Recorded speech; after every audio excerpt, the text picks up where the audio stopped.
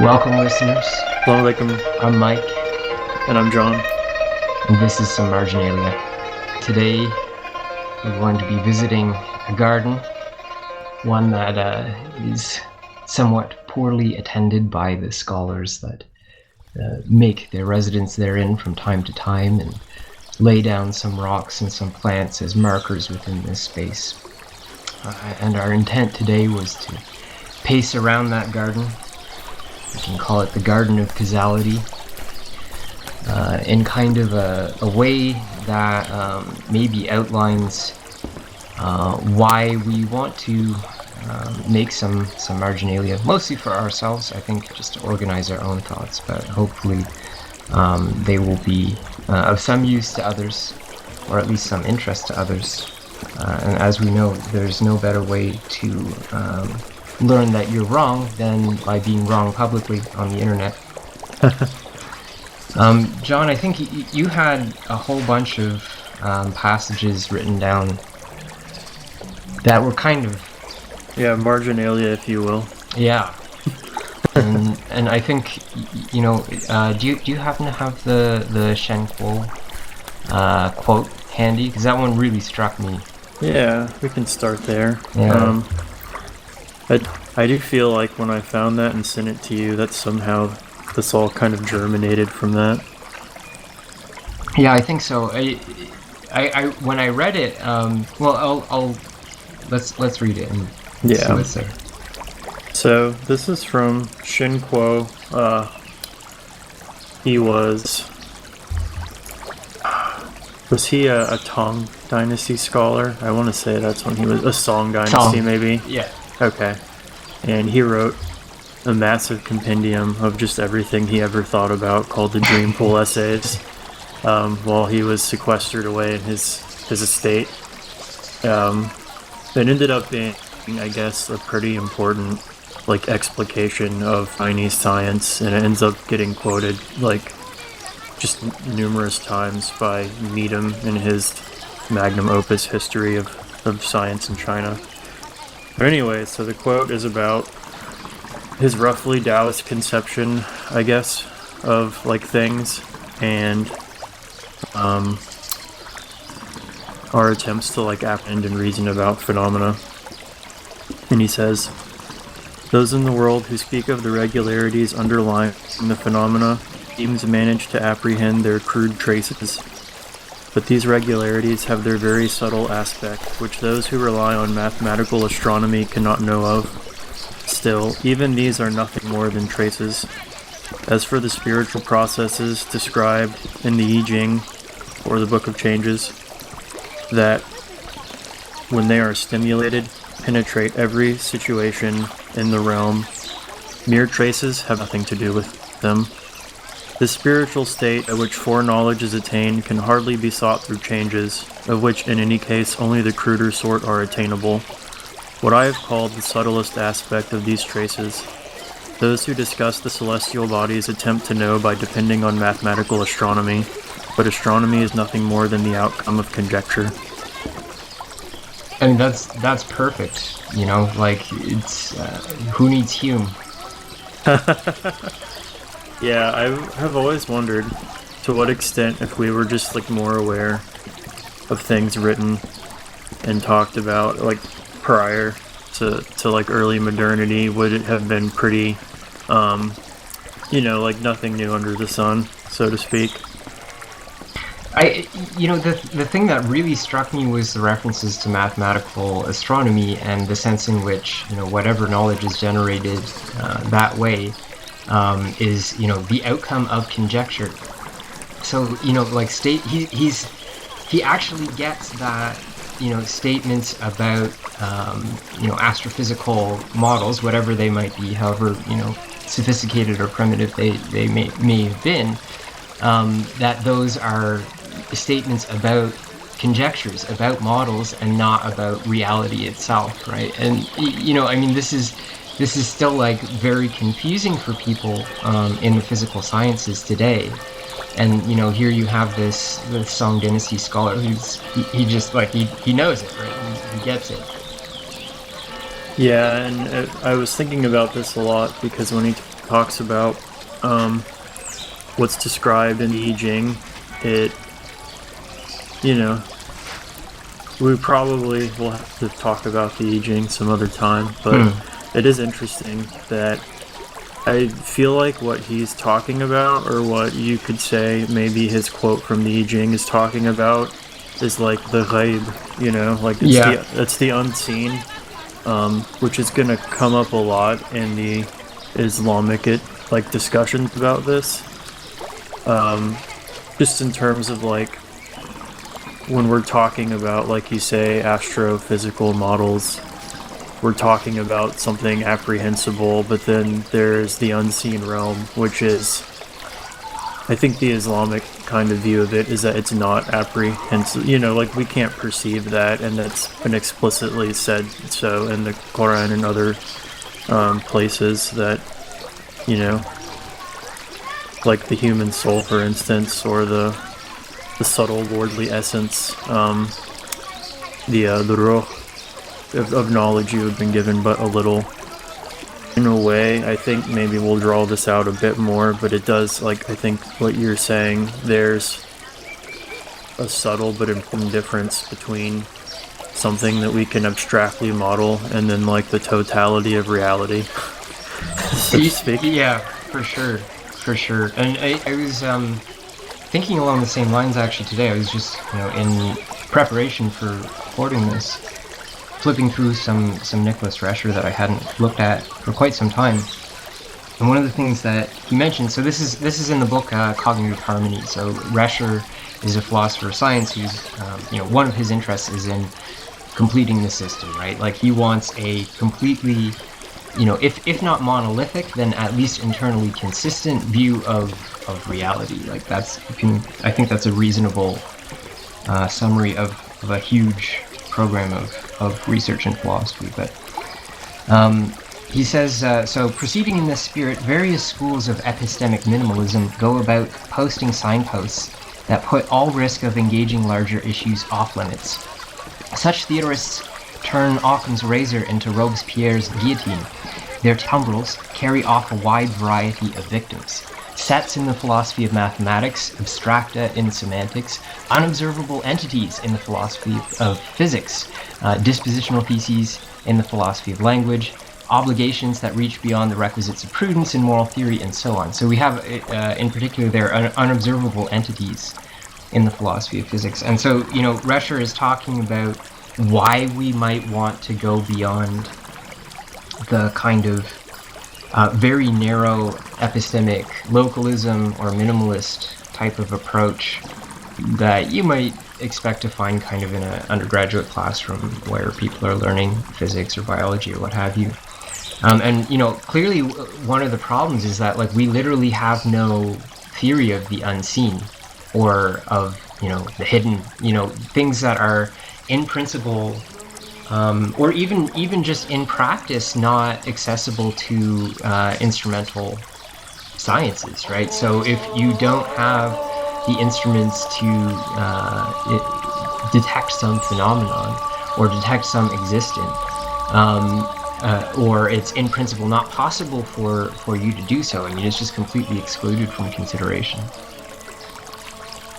Yeah, which it would be hard to differentiate that from, because I think like you said, with the unseen objects in physics, those are kind of the creations of conjecture based upon necessity for completing a formal description, right? Right. And so it's not any number of those things which have been posited and are necessary for physics as we do it today to make sense.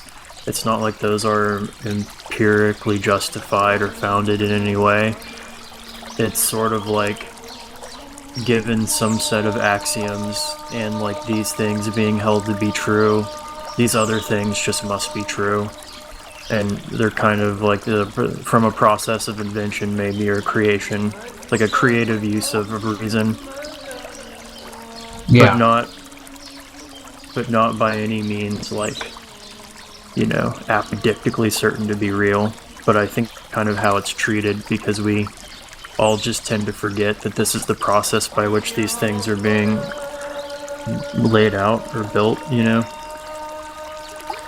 Yeah, and in this very constrained theoretical environment that necessarily kind of brackets the kinds of things that get to be called real, right? So, and I mean, I think we should probably say that, like, I think both of us are realists about, you know, something, right? But you know, scientific realists we maybe are not, right? So, in other words, if you're looking at a track in a cloud chamber, there's a difference between saying, okay, something's there and like we can model it, and saying that's a Cartesian point mass, you know, with the following characteristics that are what goes into the model.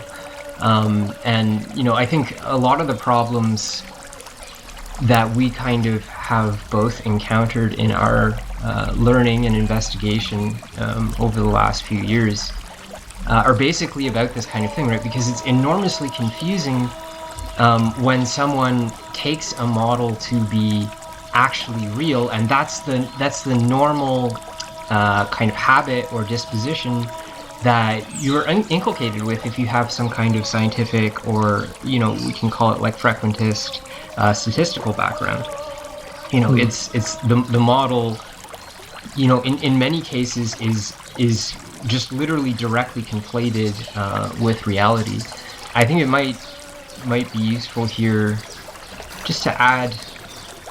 So this is a rather long passage from Edwin Jaynes, who is a very significant Bayesian theorist, who unfortunately I think he died before, you know, some of the later advancements that maybe we can talk about later had occurred. But in any case, he had a very clear sense of what goes wrong here.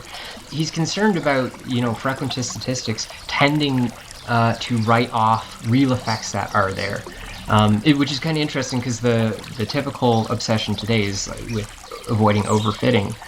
He's kind of worried that, like, actually, you know, these orthodox quote-unquote statisticians are failing to see effects that are there. So he says, this orthodox reluctance to see causal effects, even when they are real, has another psychological danger, because it eventually becomes extrapolated into a belief in the existence of stochastic processes in which no causes at all are operative, and probability itself is the only real physical phenomenon.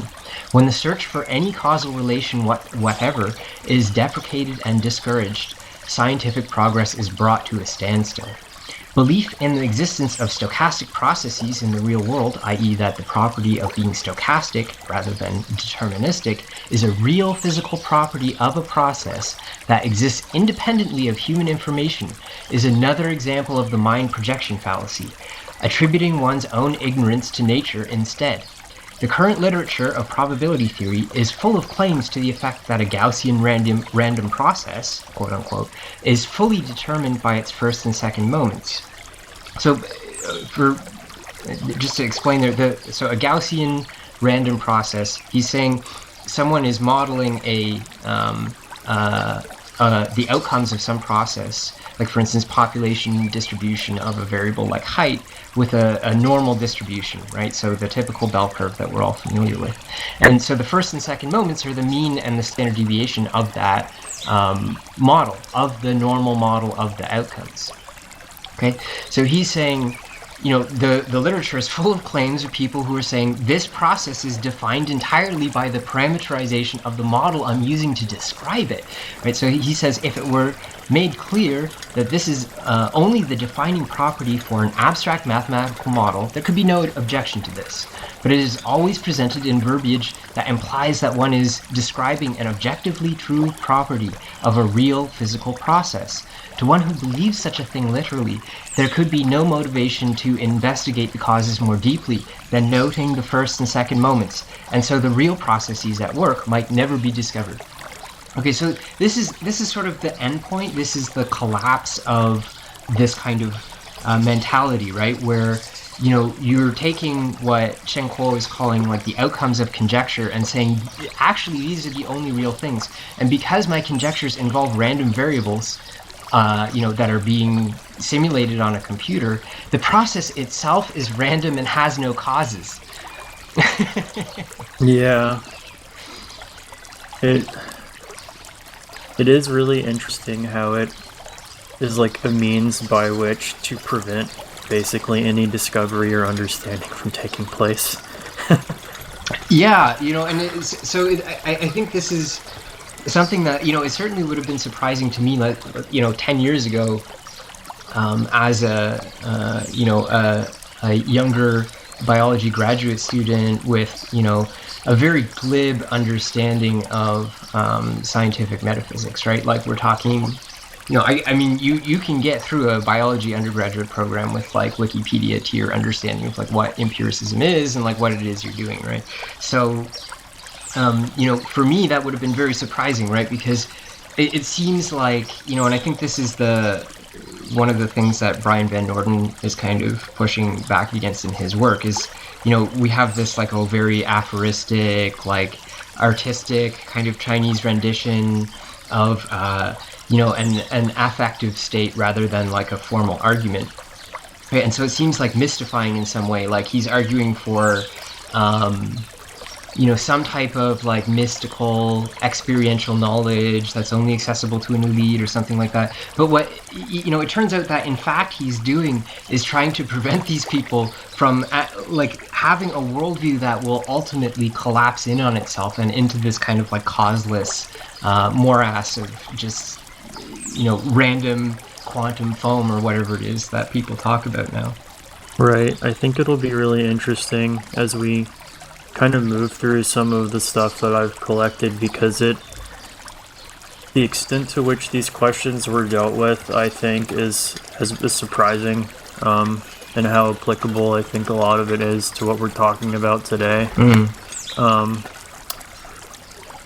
Because I would imagine like Shen Kuo, when he's talking about the processes described in the I Ching, it has to, like, song metaphysics is probably kind of what's being referenced there, and it's just something to the extent of like under the redefinition of these terms, or like under the semantic shift maybe that they underwent during those times, like the Li ends up being something like the principle is usually how it's translated, and this is essentially essence or something like that.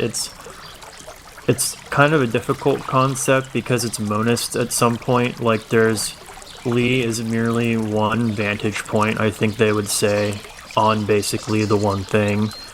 And there's also Qi, which I recently encountered a translation of it as psychophysical stuff, which I think that's actually pretty good. Like, someone was saying they hated it because it's not standard, but I think it does a better job of describing Qi than just saying it's like matter or something, because it's not merely matter. I think the psychic component of it is pretty important when you look at a lot of the ways that Qi is talked about and the various moments of the Chinese tradition. But so essentially Qi and Li are always in some kind of action, and that interaction is sort of like all of the manifested existence.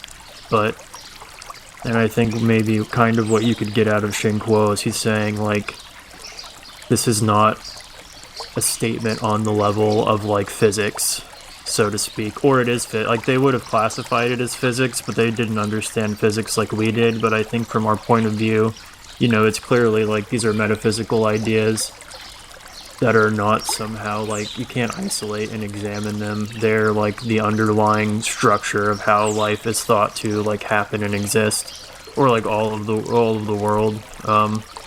And that if you understand and can apprehend that, then you can know the future, which I guess would be the claim for like doing I Ching divination or whatever.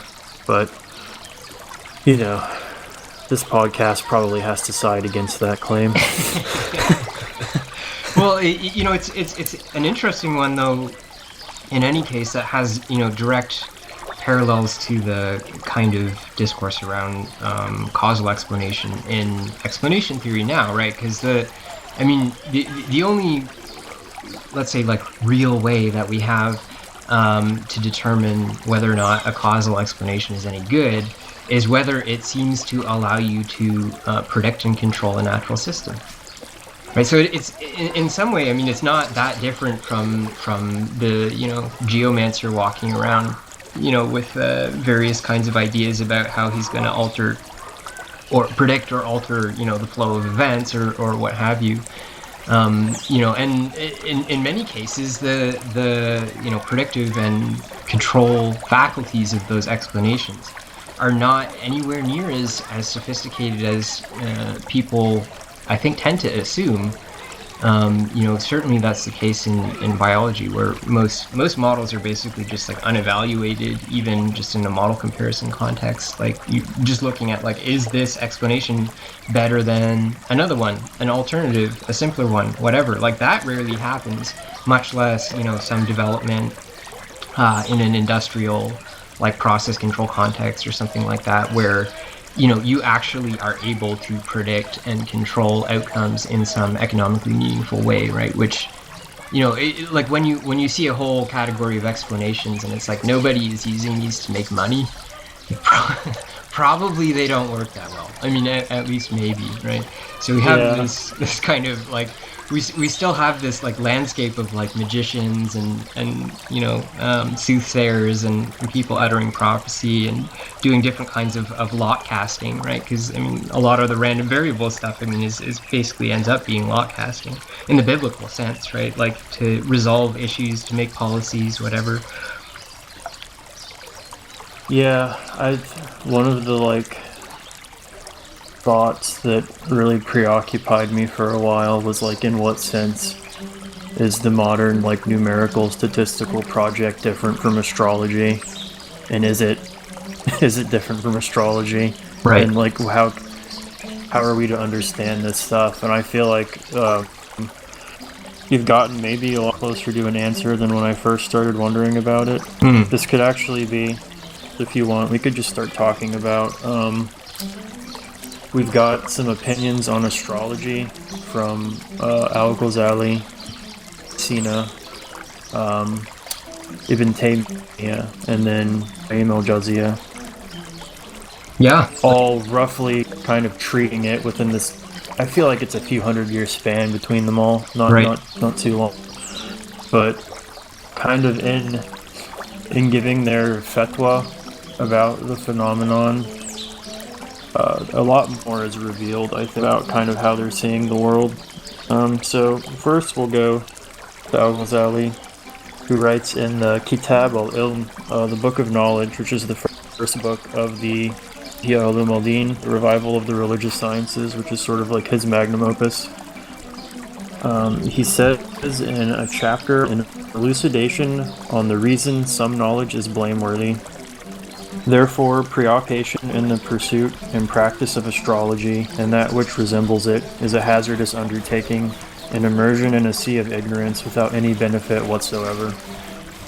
Whatever has been decreed by God will be, there is no circumventing it. This is in contrast to the pursuit of medicine. There is a great need, and in medicine the majority of proofs are based on what is observable. It is in contrast as well to the interpretation of dreams, which, though it does comprise conjecture, delves into one part of the 46 parts of prophecy, and there is no hazard in it. The third reason that knowledge may become blameworthy is that it is immersion in a field in which the seeker is not firmly established.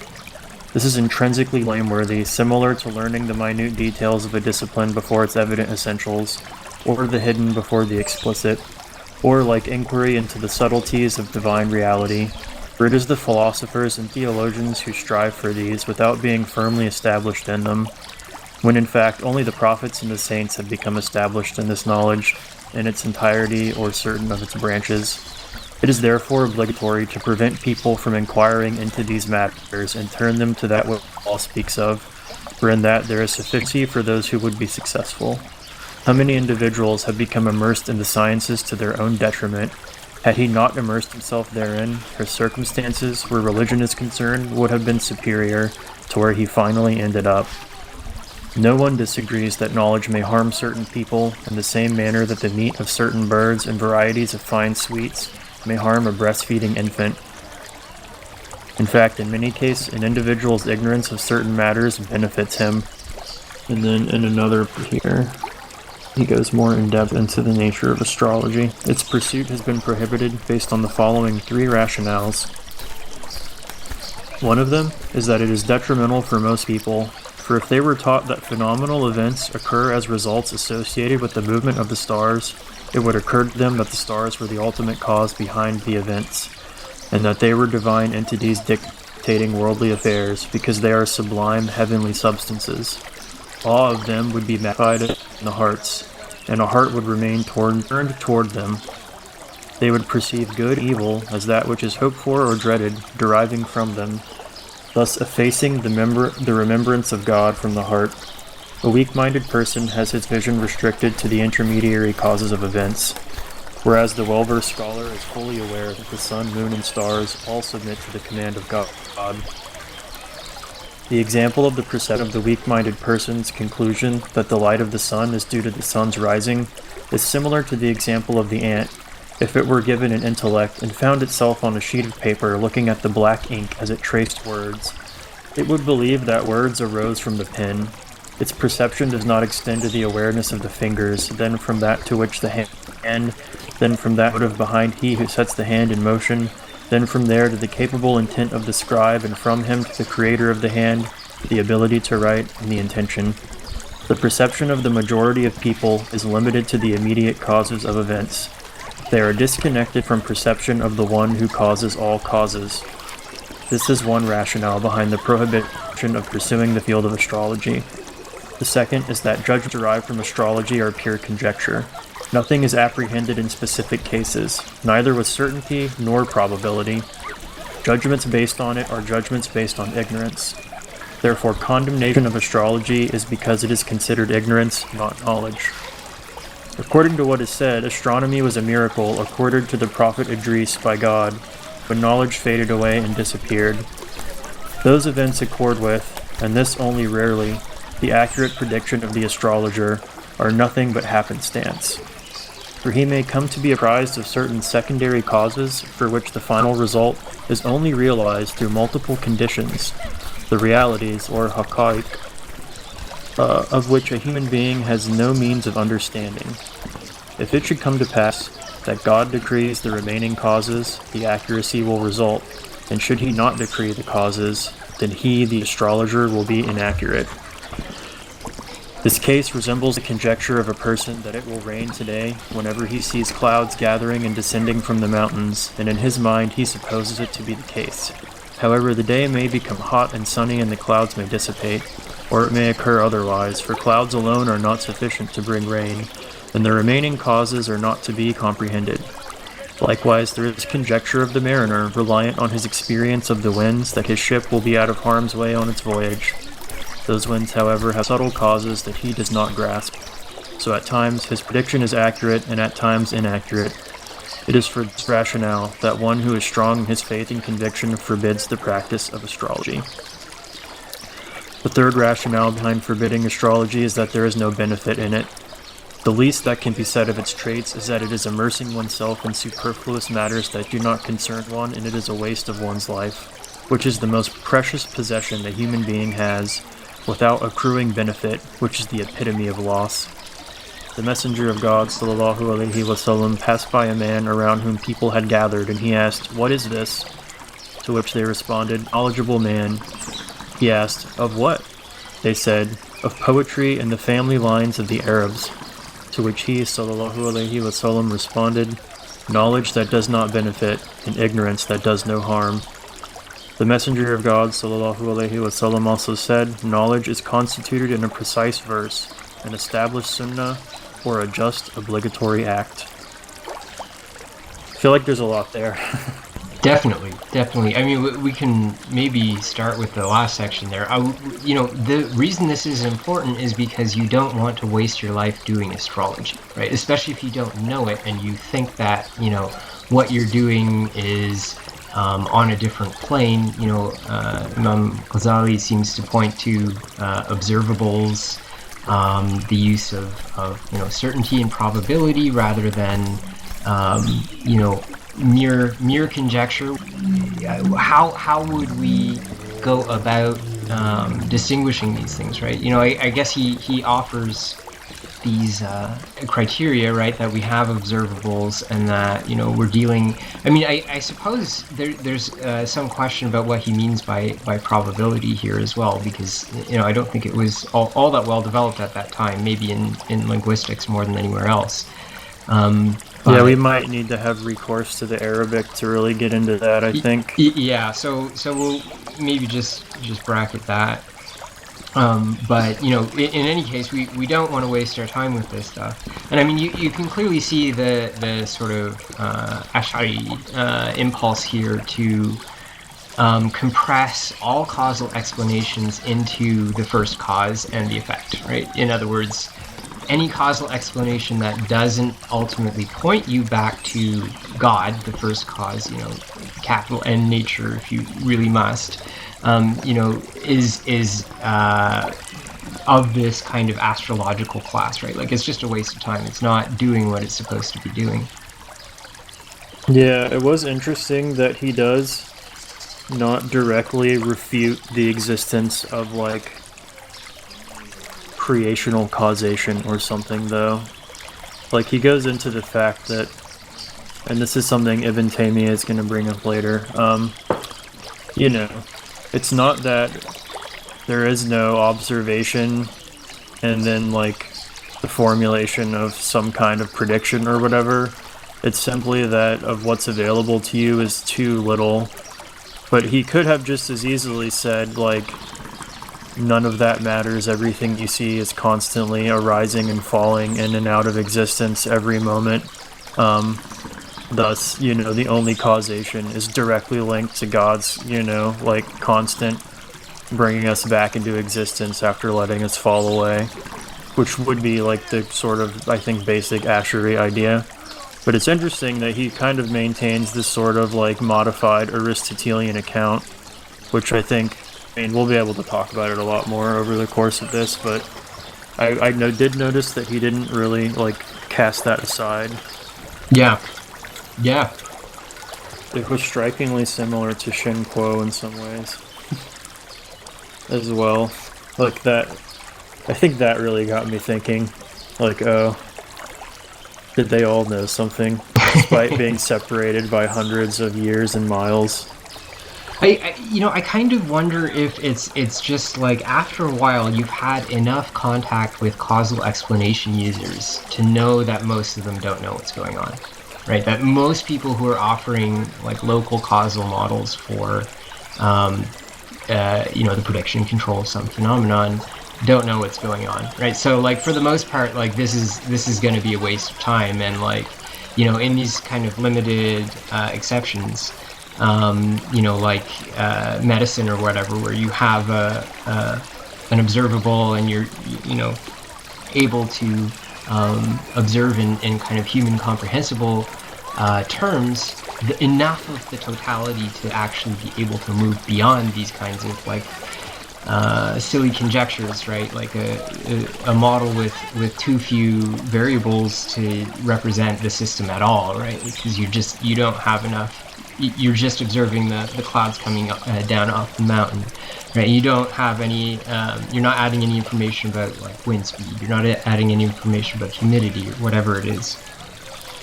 Yeah, it's a consistent theme with Ghazali, I think, and maybe these others as well, of kind of maintaining an intellectual humility.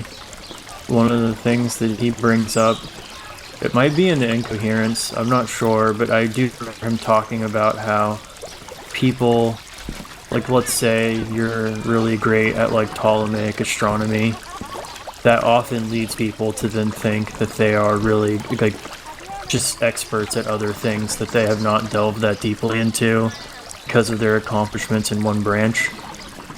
And that there's kind of a like a religious psychological critique going on, which is always like very pretty important to, I think, a lot of his work. which is that you can't really talk about this without talking about self-deception and the ways in which, you know, we make ourselves feel as though we have this great understanding of things. And I think this is kind of especially at the heart of astrology, is like, you've spent all this time studying, you know, like the like mathematical model tables for like the astronomical movements of things, and are trying to like make predictions.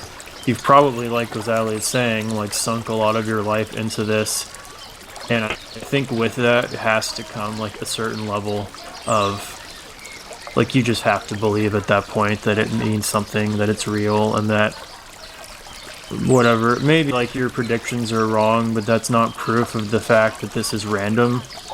Yeah, maybe a better sense of this word, but maybe like you just have to do better next time, or like you weren't working with the best data set, but you'll get a better, you know, there's a certain kind of like inability to see when something is false, I guess. But we can move on to, so Ibn Taymiyyah had a few fatwas about astrology and other things that were translated by Yahya Micho, who I believe has been and still is at Hartford Seminary. He translated, I think, 2 of the fatwas like in total in an article, which was really nice to be able to go through and read, and I've culled a few things out of them. They won't all directly relate, but that's the nature of marginalia. So we'll just hop into the middle of one here. So we're talking about like, what is an eclipse? Eclipses come up all the time in the discussions around astrology and like kind of the meaning of astral phenomena. And the eclipse is one that always freaked people out, and you would get a lot of astrological type activity surrounding the attempt to explain them, as well as predict them. And Ibn Taymiyyah writes, the fact that the Prophet informs us that God frightens his servants by such a phenomenon, an eclipse, clearly establishes that it may be a cause of some torment that he sends down onto us, similarly to strong storm winds, and that only happens because God made it a cause of what he sends down to the earth. Whoever means by saying that the stars have an influence, that which is known by the senses and by these other affairs, this is true. God has, however, commanded the various acts of worship that repel from us whatever evil is sent by this, by which he's referring to the instruction that we receive from the Prophet to pray the eclipse player, give alms and free slaves, maybe some other things too, whenever an eclipse happens, as a way of protecting yourself from the evil which comes with it. Concerning the causes of good and evil, this is the tradition to follow. In the case of the apparent causes of the good, the servant accomplishes some of the righteous actions, because of which God brings about the good, and in the case of evil, some of the acts of worship, because of which God repels from him the evil. As for what is hidden of the causes, the servant is not commanded to take upon himself to know that. That was interesting. Yeah. In that, like, the eclipse being a cause of evil is kind of like affirmed as a real possibility that you shouldn't discount. For sure. Yeah, I mean, the eclipse prayer has some function, right? Yeah, and I mean, it's interesting because now we're getting into, like, I mean, I would say, and I think that probably this is kind of where the literature is at today. Like, Ibn Taymiyyah is definitely like a rationalist in some sense, whereas he's usually portrayed, I think, by people who don't have much familiarity with him, honestly, as like a literalist, like a textual literalist, where it's like the only things that I can affirm are just what's literally in the Hadith or the Quran. But you're reading through this is one of the first places where I saw that he was actually like a far more dynamic and like interesting thinker in that way. There's a lot of things that are kind of surprising about what he says, and so when he says, whoever means by saying that the stars have an influence, that which is known by the senses and by these other affairs, this is true. It's kind of like an empiricism, I would say, which there was that Whale Halak translation of his book Against the Logicians, which I think is supposedly like a text which I've read some of it, but I haven't read all of it, so I don't really comment on it. But it's supposed to set up like this idea that Ibn Taymiyyah was kind of a nominalist and that he rejected the idea of like essence, logical essence, because it had, I think, a lot of people were making metaphysical claims about essences that he found to be particularly dangerous and an error. But he was still engaging, I think, with the philosophical tradition in a way where, like, it's just an obvious use of reason. It's not anti-philosophical or anything like that. And I think that we've, like, the Western reception of a lot of this stuff, like, it's the standard account of, like, Ghazali destroyed philosophy. Yeah. And it never recovered. Sad. Or whatever. And, like, the idea that you could say, oh, these people are theologians and these people are philosophers, like, there's a case to be made for that distinction, I think, like, in terms of like, endogenously or whatever. Like, there is the word philosopha, you know, and the, mutakalimun, you know, like, in Arabic, used at that time to distinguish different pursuits. But I think if you're talking about a, like, modern Western pursuit of philosophy, and the fact that, like, we don't really have any problem talking about Thomas Aquinas as a philosopher, I think really kind of, for me, makes a lot of that questionable. Yeah, there's no question that a big chunk of that narrative is because both Ghazali and Taymiyyah stake out, at least rhetorically, like anti-Greek positions, right? And so right. You know, it's basically just like, okay, well, if you're against the Greeks, you're anti-rationalist. Like you're not engaging in proper philosophy at this point. You know, that kind of prejudice is there. But you know, maybe it's worth mentioning some things about the context here, but you know, why are they even talking about astrology? Is because it was completely pervasive in their societies, right? So they're very concerned about the impact that this kind of thinking has on, you know, not just like the affairs of like common ignorant people, the awam, whatever. They're concerned about, like, you know, astrologers going to the sultan with some, you know, dire prediction and just very bad things happening as a result of the state taking these kinds of things on board. You know, it's high stakes. So there's very good reason for them to be addressing this. And it is definitely not anti-rationalist, you know, and if anything, I think Taymiyyah is upset with the extent to which the Ash'ari kind of, I don't know if it's right to call it a consensus, but like this sort of elite Ash'ari opinion can't really address local causes. Like in the Ash'ari school, basically, you know, to offer a causal explanation for some phenomenon is to miss the semiotic content of the phenomenon. In other words, the fire does not burn, you know, paper because of some property of the fire. It burns it because God decrees it is so, and he's doing that in order to direct your inner state, your inner sight to his majesty, or to make you grateful for warmth and for light and for the ability to cook food and, you know, these kinds of things. So you're just like, when you're engaging in causal explanations, you're basically kind of like missing the point.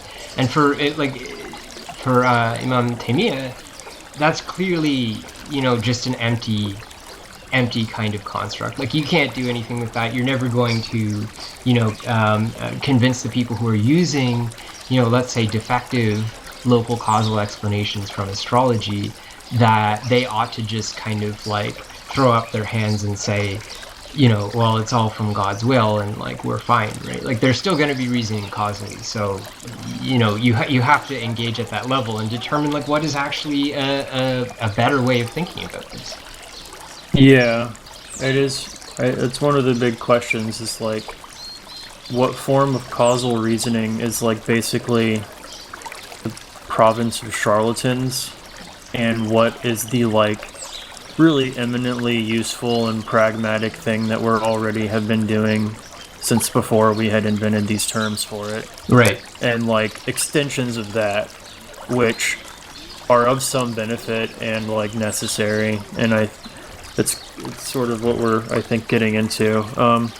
Since you brought it up, I'll read ahead a bit. We haven't gotten to Ibn al-Qayyim yet, but in one of the articles about some of his thinking on this subject, the author gives a good kind of context for these times.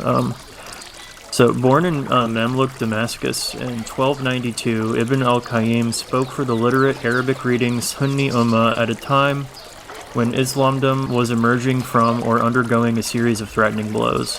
The Crusades, the Mongol destruction of Baghdad, and the Abbasid Caliphate. Mamluk political turmoil that was concomitant with the continuing loss of international transport trade to the Venetians, inflationary periods during which Syrians and Egyptians were reported to have eaten dogs and donkeys in the streets, periodic visitations of the Black Plague when people dropped like flies, and a terrifying earthquake that so shook Mount Muqattam in Cairo that the people in distant Damascus thought that the Yawm al-Qiyamah, Judgment Day, had come. To this could be added the continuing loss of Islamic lands to the Spanish conquistadors, an unmitigated catastrophe for Ibn Khaldun writing less than a generation after Ibn al-Qayyim. These disasters formed a large part of the psychological background to the perceived general malaise besetting Islam in the 14th century. As in later Hellenistic times, and perhaps our own, people facing political and economic decline, social insecurity, and a threatening host of impending disasters found refuge in the occult. Ulama, with Ibn al-Qayyim taking a leading position, saw the occultic sciences as so many pantheist demons eating away at Islam's spiritual innards, where God's undivided omnipotence was parceled out to stars and birds, and elemental nature was charged with a transmutational potency that appeared to be self-sustained. Far from being a radical Hanbali fundamentalist, Ibn al-Qayyim was a jurist and theologian who possessed a competent knowledge of science and philosophy, in addition to an inclination towards mysticism. And his career as a defender of Sunni purity against an inner threat of intellectual perversion parallels that of al-Ghazali's. That was actually a pretty good little summary. Really, I never in my mind had just all of those events together quite in that way, but it's fairly stark, I think. Yeah, me either. It is nice to get another perspective besides, Imam Taymiyyah, father of terrorism, right? If we actually have a look at the historical context, it's a lot more clear why he was writing so stridently.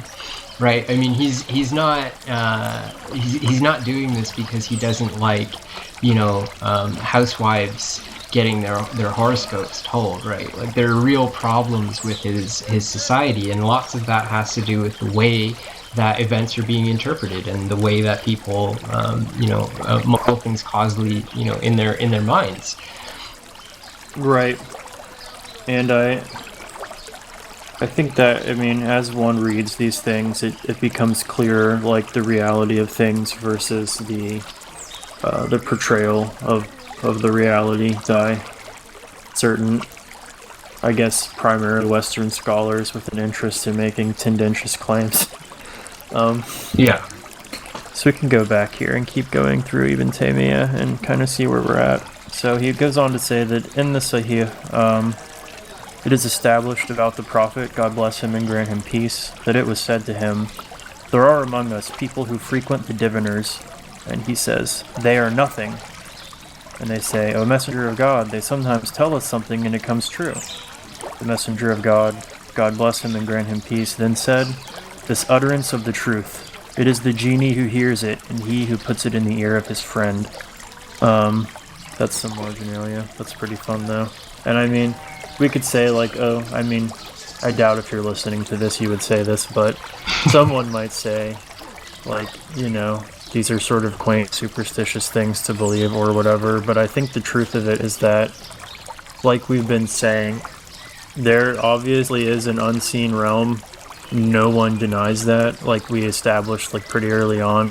Like, contemporary physicists don't deny that. They have their own subset of things that are unseen. And I would imagine they could say it's part of our kind of, like, to quote Dagoth, our grand and intoxicating innocence, that we have kind of imagined that that's not true. You know what I, like, when we're talking about, like, the fact that jinn are, like, putting truth mixed with lies into the ears of the astrologers who then give it to the people. Like, even if you were someone who was kind of a skeptic, I feel like you could get to a point where you would be forced to admit that that's not necessarily a bad description of the observable phenomena coming out of those activities socially. Yeah. Look at Twitter. There's clearly jinn active on Twitter. Yeah. I think it's helpful. Like, if I was talking to myself, as a sort of callow young atheist, probably what I would say is you have to understand these things as nominating categories of causes. And the specific content of it is less important than that the nomination of, like, let's say, jinn or angels or whatever as metaphysical existence denotes an agent, right? Something that participates in the agency of God, basically, in some way. Whether that's, we could say deterministically with the angels who are rigidly carrying out the will of God as this kind of intermediary substance, if you want, between the kind of unchanging essence of God and the changing. I mean, I'm not gonna commit to essence here, but you know what I mean. Like the unchanging dot, I suppose we say in Arabic, of God, and the changing, substance of the world. Yeah. So, and in the case of jinn, you're denoting an agent that's much like us, but is in the unseen, right? So in the Ash'ari kind of perspective on free will, which I think Ibn Taymiyyah wouldn't take too much issue with, we petition God for acts, right? So our volitional acts are nonetheless in some sense carried out by angels, but they have been petitioned for by our souls participating in the agency which underlies everything. Yeah. No, I think that's a pretty important point to make, because, well, we'll just say that, like, thinking in that way, it's obviously not dissimilar to what we are already all doing all the time as moderns or whatever, like the ways in which we think and do assign, like, these, or like the way in which we think in terms of agency all the time, and like biology, I think you would agree, is like a huge example of this, but then like outright deny any actual like existing agency. But we're then really at us to explain all of the language we just use to describe something, because it all is pretty heavily like agency.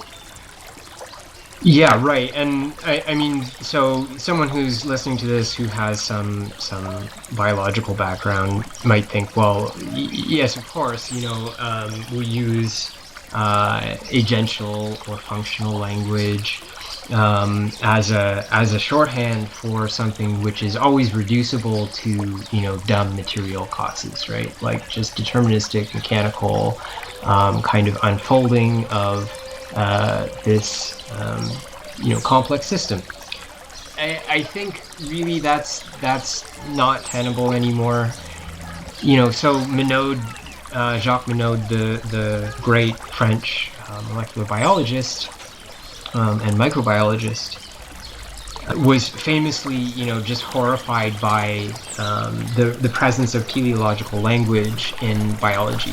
Like to say that a heart has a purpose, right? Like the purpose of the heart is to pump blood, is like totally unacceptable as an explanation, either for what the heart is doing, or for the appearance of the heart in the first place, right? Like he wants to like totally reject final causality, and we've kind of inherited Monod's like great horror. I mean, it was shared certainly by many people of his generation, But I think by this point, it's very clear that, like, if you don't have some kind of idea of, like, what a function is, you're kind of dead in the water as far as, like, a biological explanation goes. Like, you're not only are you not going to be able to communicate with anyone, even if you believe it's, like, kind of a shorthand for something that could be reduced to, like, a mechanistic physical explanation or physical-chemical explanation or whatever.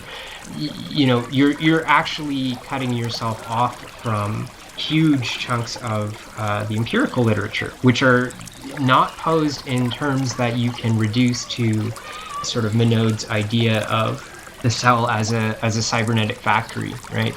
And so, I mean, we'll probably get back to cybernetics later, but the point is that this kind of idea is now increasingly being abandoned, I would say. The growth of the biosemiotic literature is proof of that. And you really need, I mean, if you, even if you are a completely secular person, if you have no explanation for agency, for the emergence of complex structures, or for function, nothing that incorporates or explains in what sense organisms have a final cause that they develop towards, a telos that they develop towards. Because development fundamentally is about convergent complexity, right? Like, the development of individuals of a species is not divergent in the way that evolutionary theory produces with multiple species, right? Like, within a species, we have convergent development on a single endpoint. So this calls for a teleological explanation.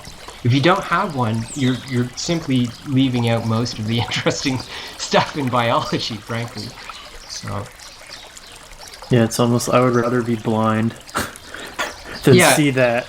No, for sure. And I mean, I think you definitely see that all over the literature. It's like an intense squeamishness about this, and people, I think, they want to naturalize this as another physical law in many cases, right? So you have some kind of like neg entropy principle out of Schrodinger, or I think Richard Swenson wants to have like a fourth law of thermodynamics that does something very similar, that forces you towards increases in complexity over time, this kind of thing. And so that's one way to think about that if you're like truly squeamish about the idea of agency or something like that. But I mean, the critiques that have been made by now against the standard kind of neo-Darwinian synthetic account of evolutionary theory are just devastating, right? Like, if fundamentally, evolutionary theory relies upon agents. Like, the striving agent is presupposed by the theory. It's not explained by the theory. If you don't have motile agents, then you simply don't have the Malthusian growth curves that are taken for granted as producing the selective pressure for many of the most basic kinds of evolutionary scenarios that we would model, right? So, I mean, there are all kinds of problems with this. Like, you simply need to have some account of this. Whether or not it's theistic doesn't really matter. And if it is theistic, then you shouldn't get complacent about it either, right? Like, I do think Ibn Taymiyyah's account or a criticism of the Ash'ari school is correct, right? Like, this is not cognitively active for anyone who has to trade in causal explanations, right? They'll say, oh yeah, God's doing everything, and then they'll go back to astrology because they still need to make predictions, they still need to make decisions. Yeah, and I would say that it really does seem like the point of formulating these ideas in the Ash'ari or other schools was primarily polemic, and the need was felt mainly to debate, I guess, initially probably Christians and maybe Jews or other people who wanted to make counterclaims to Islamic understandings of things, or just for the fact that a Muslim would have to eventually encounter people dealing with the world on a like a peripatetic philosophical basis or something like that, and they would need to be able to like think in those terms and respond to those things. And there is philosophical activity, as we know, going on in the Islamic world, where you had people trying to do interesting, like syncretistic type things, and it all felt like it needed to be addressed with some sort of firm statement of like as close as language can get to the truth, which I think, you know, it's pretty widely agreed that like Ash'ari theology is not a description of reality, but it's just as close as you can get to one aspect of it to prevent people from moving beyond the bounds of what is acceptable, which I think is probably, like, you know, that's a really specific function for a body of thought to have, and I think maybe it's good to understand it in those terms too. Absolutely. Yeah, absolutely. And I think that's been pointed out by I'm going to mess this. It might have been George Macdesy, I'm not sure. But you know, one of the greats has pointed out that you know, quite some time ago, that the Ash'ari kind of school was only really one level of discourse that Imam Ash'ari actually offered. So I think it was, you know, dubbed the two ways of Ash'ari or something like that. And the idea is basically that, you know, this was quite a rarefied type of discourse that is specifically really intended as almost a psychological balm or treatment for like people who had OD'd on causality. You know, like, it's not a scientific function that this is serving, right? Like, this has a specific intellectual function, and it's not being offered to everyone. Like, if you went to learn like the basics of theology at a madrasa that was, you know, attended by Ash'ari scholars, they probably wouldn't mention any of this to you unless they thought it was something that like you would benefit from spiritually, right? Like, you have real problems like with the idea of efficient causality, and like, you know, if you accept efficient causality, which is to say that, you know, like, perhaps things are effective in and of themselves, they're causes in and of themselves, you know, or you're treating them that way in your explanations.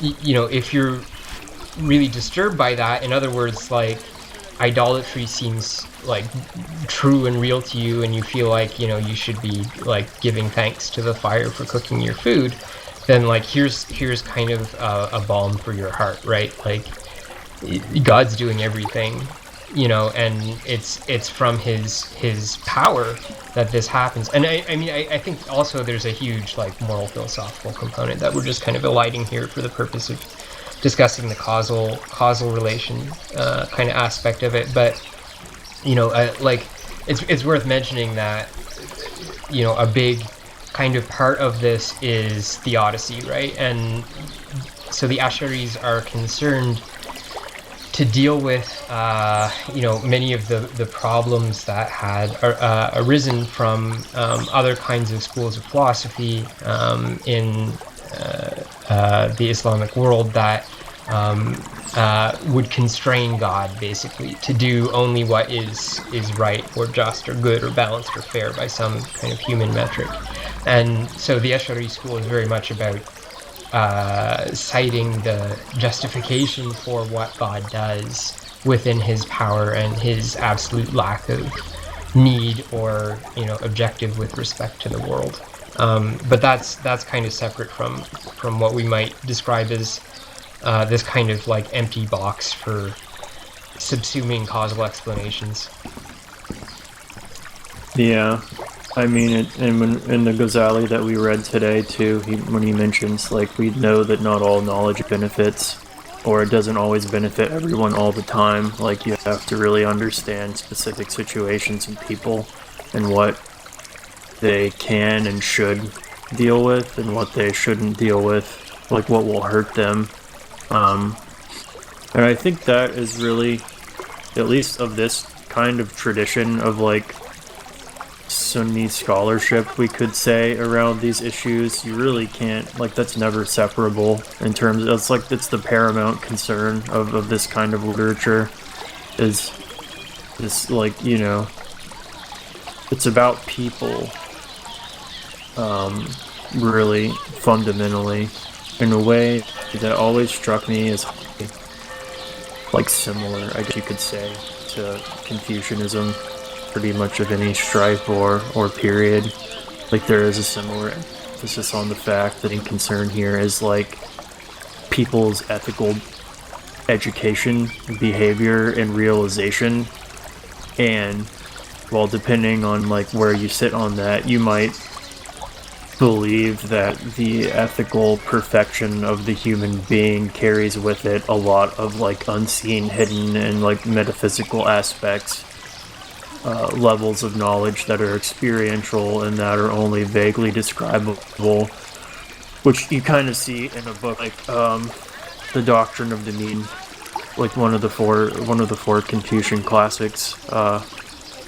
Definitely the one that has, you know, anything approaching like metaphysics in it in a direct way, but they put it kind of that like the sage has reached a level of attainment where he is so actualized that, given at least an implicit kind of like microcosm, macrocosm understanding of man and the 10,000 things, all of everything else, that he then, like, in some ways, like, having perfected himself thus, is now leading to the perfection of things around him, and like things are just naturally better in his presence because of his like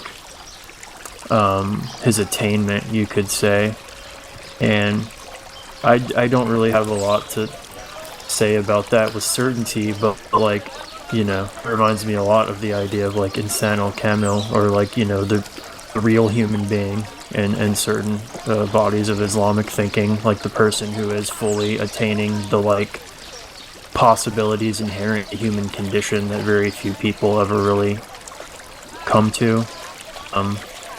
And I mean, it's obviously very similar to descriptions of, you know, the saints and their activity and the like the moral change that happens to people around them and things like that. So it's an interesting point of convergence, I think, between these two traditions that are otherwise pretty geographically distant.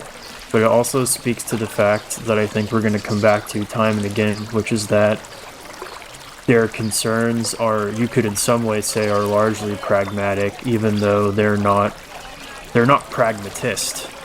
Right. But they are, like, the most important thing is like taking human beings and like making them better. And there's an obvious telos to that implied, and each, you know, everyone kind of has some idea of what that is, but it's really the point of all of this is that rather than completely like disinterested speculative metaphysics being like a good in and of itself, which I don't think you people in either tradition would necessarily agree to that statement. Yeah, and this goes back to, you know, are we wasting our time with causal explanations, right? Like, what are these for? Right? And you know, how would we assess that? And I think it should be clear to everyone now that, like, you know, being a causal explanation user in modernity does not really imply any type of ethical orientation at all. And, you know, if you're just kind of being swept up in institutional currents, like, you're probably going to end up doing weird stuff. Like, you know, just to touch on a contemporary example, I mean, I genuinely believe that most of the scientists who were doing, you know, like gain-of-function research or whatever on coronavirus, did not intend to cause a global pandemic and kill, you know, millions of people or whatever it is. But at the same time, there was nothing telling them, you know, this is going to have bad outcomes, right? Like, even if this is, even if you're working with good explanations that allow you to predict and control outcomes, like these are things that you're doing because you're just like totally unmoored at this point. Like, your knowledge, if it ever did operate on you as an ethical being, it's not doing that right now. Right. And I think it's probably for anyone who is, just from my own experience, like having grown up in this society, being steeped in the way that we think about things as the hegemonic modes of thinking, forms of understanding, it's very difficult to understand a integrated, somewhat form of thinking about all these different things, whether or not there's a kind of monism of knowledge or not. There is a integration of concerns with every branch of things. It's something that is often called in Islam rooting knowledge. Knowledge is rooted. You can take knowledge that Muslims didn't produce, but you root it, which I think primarily is rooting it first in an Islamic understanding of belief, which, the fundamental and primary science, and making sure that it's not contradicting what you basically know axiomatically to be true based on reason and revelation or whatever. But then the greater project maybe of integrating it into a social spiritual product of realizing whatever set of moral ethical things you have this sort of commitment to realize in this world. And does it serve those ends? Not, do you need it, or is it worthless? Because why else would you have knowledge, And you might say well, what about things that just make our lives easier? And I think that understanding fully encompasses something like that. There's not really you could say that scientific achievements to make food easier to grow or something, those are necessarily bound up in that project of ethics. And I, for instance, when you read Mencius, he is talking pretty often about farming. He spends a good amount of time on things not over foresting or overfishing, and kind of getting into ideas of having a sustainable supply of resources sort of in perpetuity as much as one could attempt to make that possible, and a societal organization which enables people to all have enough that they're not worried for their subsistence, because he would posit that only under those conditions is ethical behavior and instruction possible for the general mass of people, and that while specifically, a ethical elite or the gentleman or the junsa, whatever, is capable of maintaining his ethical posture even in extremely dire circumstances. It's not something you could really expect from the whole of the people, and history completely bears out the fact that when under strain and existential threat, people will often do whatever they have to, and that's not always good or conducive to civilization and peace, and trying to produce these things that are things that, at least if you are a Muslim or a Confucian or whatever, you would say are the good or something to be attained in this world socially. And if you're a Muslim, then the good of the next world, which you hope and strive for in this world by doing good acts. Yeah, and indeed, we can say perhaps in the Confucian tradition as well. I mean, if Kongzi himself was a monotheist, as I think perhaps we're going to stake out that as a contention on this podcast. This is a Confucian monotheism podcast. The good of the next world as well. Yeah, and. Yeah, so I guess that's probably enough about that, right? We, where are we here? We're still with Ibn Taymiyyah, right? So yeah, I think we can finish out the material I have of his, and we can quickly go through a little bit of Ibn al-Qayyim, and then I think we'll be in a good place to talk about it. And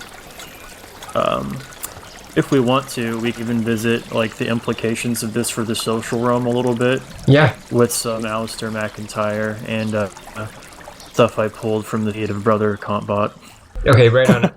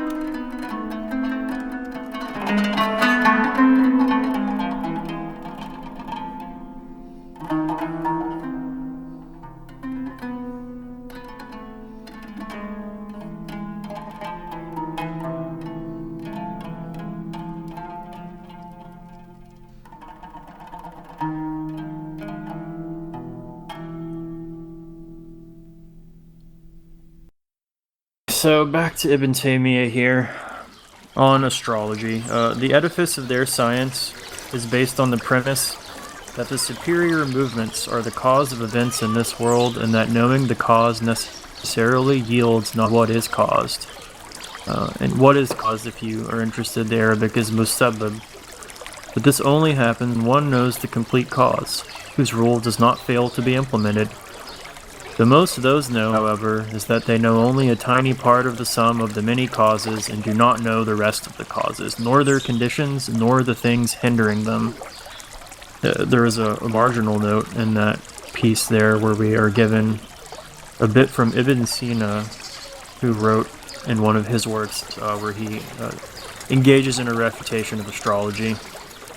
Yet, to wonder if man does or does not perceive that which is hidden, al-ghayb, belongs to the principles, and the Prophet, God bless him and grant him peace, denied such a perception. We have pretty fundamental agreement with Causality, I think, on the fact that causes, insofar as they exist, can be, like, it seems that they're not denying that they have some kind of reality, but the contention, specifically with astrology and other forms of divination, is that these things do not apprehend causality in terms of its existence in a sufficient way to have any kind of knowledge about what should follow from something else. So really, like, it's an epistemic claim here that's being made against astrology. One interesting thing to note, since we were talking about whether or not Ibn Taymiyyah might be anti-Greek, there's a section of one of his fatwa where he says, "The philosophers all agree on the fact that no greater nomos reached the world than the nomos that Muhammad brought, God bless him and grant him peace." And in relation to the fact that the translation used nomos rather than like law, for instance, Yahya Mishat says, in this passage, Ibn Taymiyyah clearly uses the Arabic transliteration for the Greek nomos in the sense of Sharia. It is of interest to note that such a usage, far from being exclusive to philosophers, the Ikhwan al-Safa, Sena et al., it is also accepted by a religious scholar like the Shaykh al-Islam. Such an explicit assimilation of the Sharia to the Greek law offers a good illustration of the extent of the continuity between the classical Greek and Islamic Weltanschauungs, as analyzed by Leo Strauss. Haha. Just interesting to point out, like, I would imagine that most people probably, I have no idea that something like that was, found casually in some of his writings. And I think the extent to which... so here's, just to take a brief aside, this after I started reading about, like, Chinese Islam and other places where Islam took root but had a really different cultural expression, I came to, like, kind of reassess the way that I understood Islam, which I think we kind of granted a normative status to just like anything that happened in the Mediterranean world, you know, like that's Islam, and then things further away from that are like blank Islam. However, if you take the kind of view of it where Islam, you know, what is Islam? Well, it's the Tao of Muhammad, or you know what I mean, it's the Sharia, it's this method by which you are walking like a path towards your salvation. So it contains things like revelation, rulings based explicitly or derived from revelation about how you should behave and do things in the world, rulings about what beliefs you should hold and why you should hold them, methodologies for walking this path towards, you know, kind of radically transforming yourself as a person and achieving your end. These are all like they're to some extent, some of them were like developed and explicated in a pretty specific cultural context or a series of them. But the way that I think traditionally it has been understood is like that what is essential, and we'll just use that word like informally to that, you know, that can go and take root there, and it will be instantiated and like have an efflorescence in that new place in a way that's culturally very particular and specific to that place. Now, nothing about that will ever contravene what is certain or absolute, you know, in terms of like the rulings of the Sharia or, you know, the Aqidah, the beliefs, principles of the Deen. But it's still, you know, retaining everything essential may not look all that much like what happened in Syria, for instance, you know, or anywhere, or Al-Andalus. And so now when I look back, I think so a lot of what we think of as like, oh, that's just like pure Islam is really like Hellenistic Islam.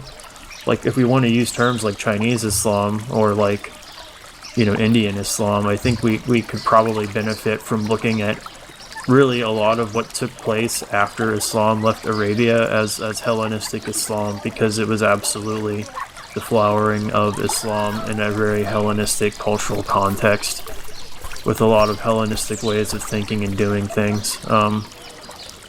And seeing that somehow like more intrinsically Islamic than what happens elsewhere, I think, is perhaps a mistake. But with that marginalia out of the way, we'll return. I think you're right on though.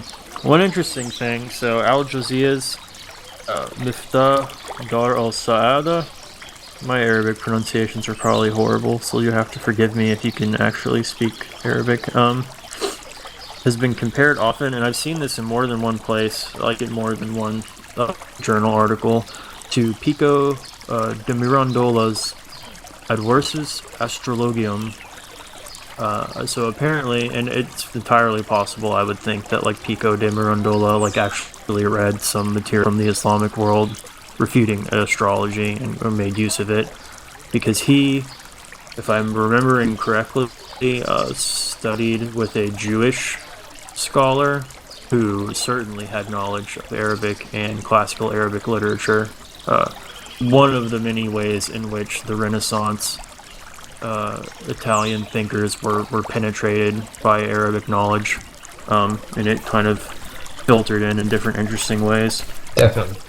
So anyways, the couple articles I had about Al-Jazziya, Ibn al-Qayyim al-Jazziya, are more of a summary with a few direct quotes than an actual translation, so not all of this is him speaking himself, but anyways, Al-Jazziya particularly thinks that the influences upon human character are found in natural conditions of heat and climate. And he has this whole like funny thing about how it's like all great civilizations sprung up along really like a particular band of kind of just between the equator and like the pole, just at the right place where you could get China, Persia, etc. Like any place of great civilizational achievement ends up along this band. And if you go further south or further north, you know, Like, for instance, further north you get who he numbers as like the Franks, the Turks, all these people who are just too white, they're too fat, they're too sluggish. Like, they're not capable of great thinking. It's, unfortunate for them, but they have to be in this benighted state because of their climate. And Northern barbarians. Right. Common. And he's going to posit that when you want to talk about the effect of astral phenomena upon the world, then you really can only do it in this way because to him this is just like pretty self-evidently observable. Like climate, access to water, food, these kinds of things, all interdependent on the sun's energy, the way, like all this stuff, like that's the effect that you can talk about on personality, or you can at least reason about. And what all this seems to indicate is that the influences of the types of human character are attributable to the natural conditions prevailing in the 7 regions. Sun, wind, earth, the reflection of the rays are all partial causes, to the totality of which is the one cause, all-knowing, the powerful, from whom comes the order of the world, which these ignoramuses know not. With the general public, we're moving away from Jauziya back to the kind of summary, with the general public offering a market of buyers ready to pay for and believe almost anything that was well-dressed in logical structure and scientific jargon, and that offered the hope of gain or security in a tumultuous period, the occult prospered during these times. That was appended to like the earlier summary we read of the situation going on in the Islamic world at that time. That sounds familiar. Yeah, it was like strikingly similar to something going on today. Yeah.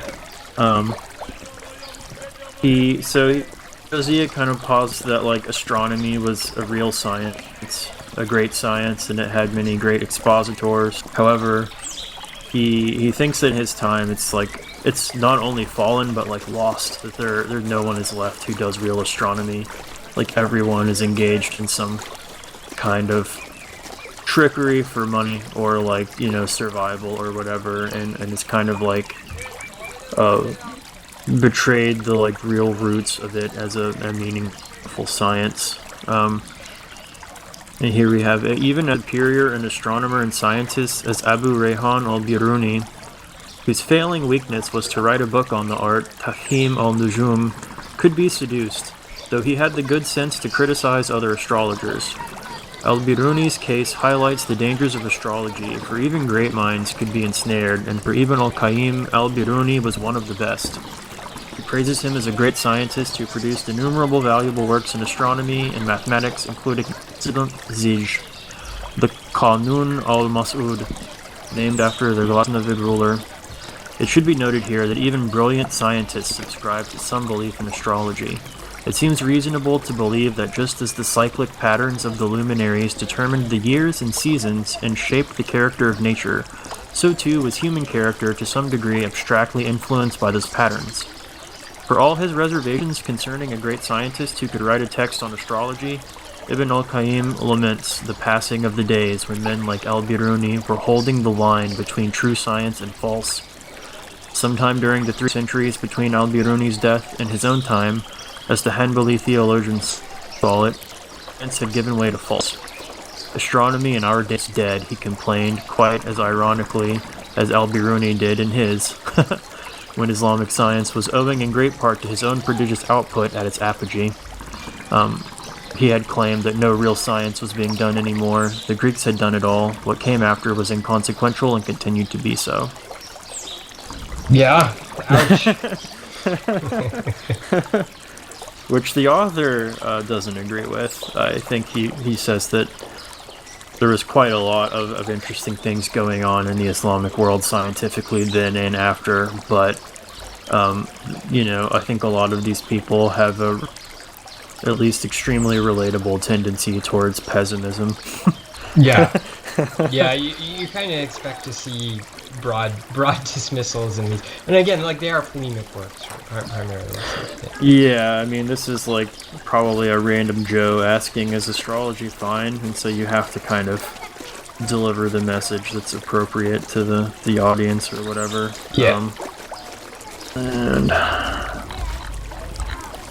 we'll go on and move to kind of, I think, a nice encapsulating statement of sort of, because Al-Jawziyya, one of the things that he does is he kind of just cycles through methods of refuting without a really like much of a concern as to like what the underlying framework for that is. So for a while he'll speak kind of in the mode as if he is like an adherent of some kind of Aristotelian physics and be like, even in this framework, it makes no sense. Aristotle himself, contravenes what the astrologers say on many points. And then he'll move on and then like throw that into the garbage and then like talk about it in these other ways. And he kind of is like he's moving from like position to position, opening fire, and then moving to like a more advantageous position, opening fire. And like as he attempts to like mount this assault. So he's not really, when reading him, I think I learned to be a bit careful of like, because what we were saying with Causality or like Ibn Taymiyyah, like it doesn't seem like they refute some reality of like the apprehension of causes and reasoning about them. But it seems like with Ibn al-Qayyim, one would not want to take the fact that he's using a framework or his polemic as some kind of implicit justification, or like you wouldn't want to take it as if he believed in that per se, merely that he wanted to demonstrate that under a few different lenses it doesn't hold up. I think he might say under no lens does it really hold up. And he has, one cannot proceed logically or from the mathematical and rational to the divine sciences. The first concerns secondary intelligible objects, knowledge of which derives from thought and experience, and the second is learned directly from God's angels. So we might gloss that perhaps in a secular framework as the difference between reason and intuition. Right. One you have like experience and like irrationality, and then the other you have some kind of direct knowing, which is different and much discussed, I think, in the early modern period in various ways. So he kind of wants to set up that like the rational, we'll say like the physical sciences or whatever, the mathematical and rational sciences, you'll learn things like medicine or astronomy or whatever. You'll build like models, you'll try to do intervention, like whatever you're going to be doing with them, and that can help you attain those ends. But that only with the divine sciences can you attain to knowledge of good and evil, right and wrong, the path to which you should walk, and like what we were saying earlier, like the ends of all human life as understood in the Islamic tradition.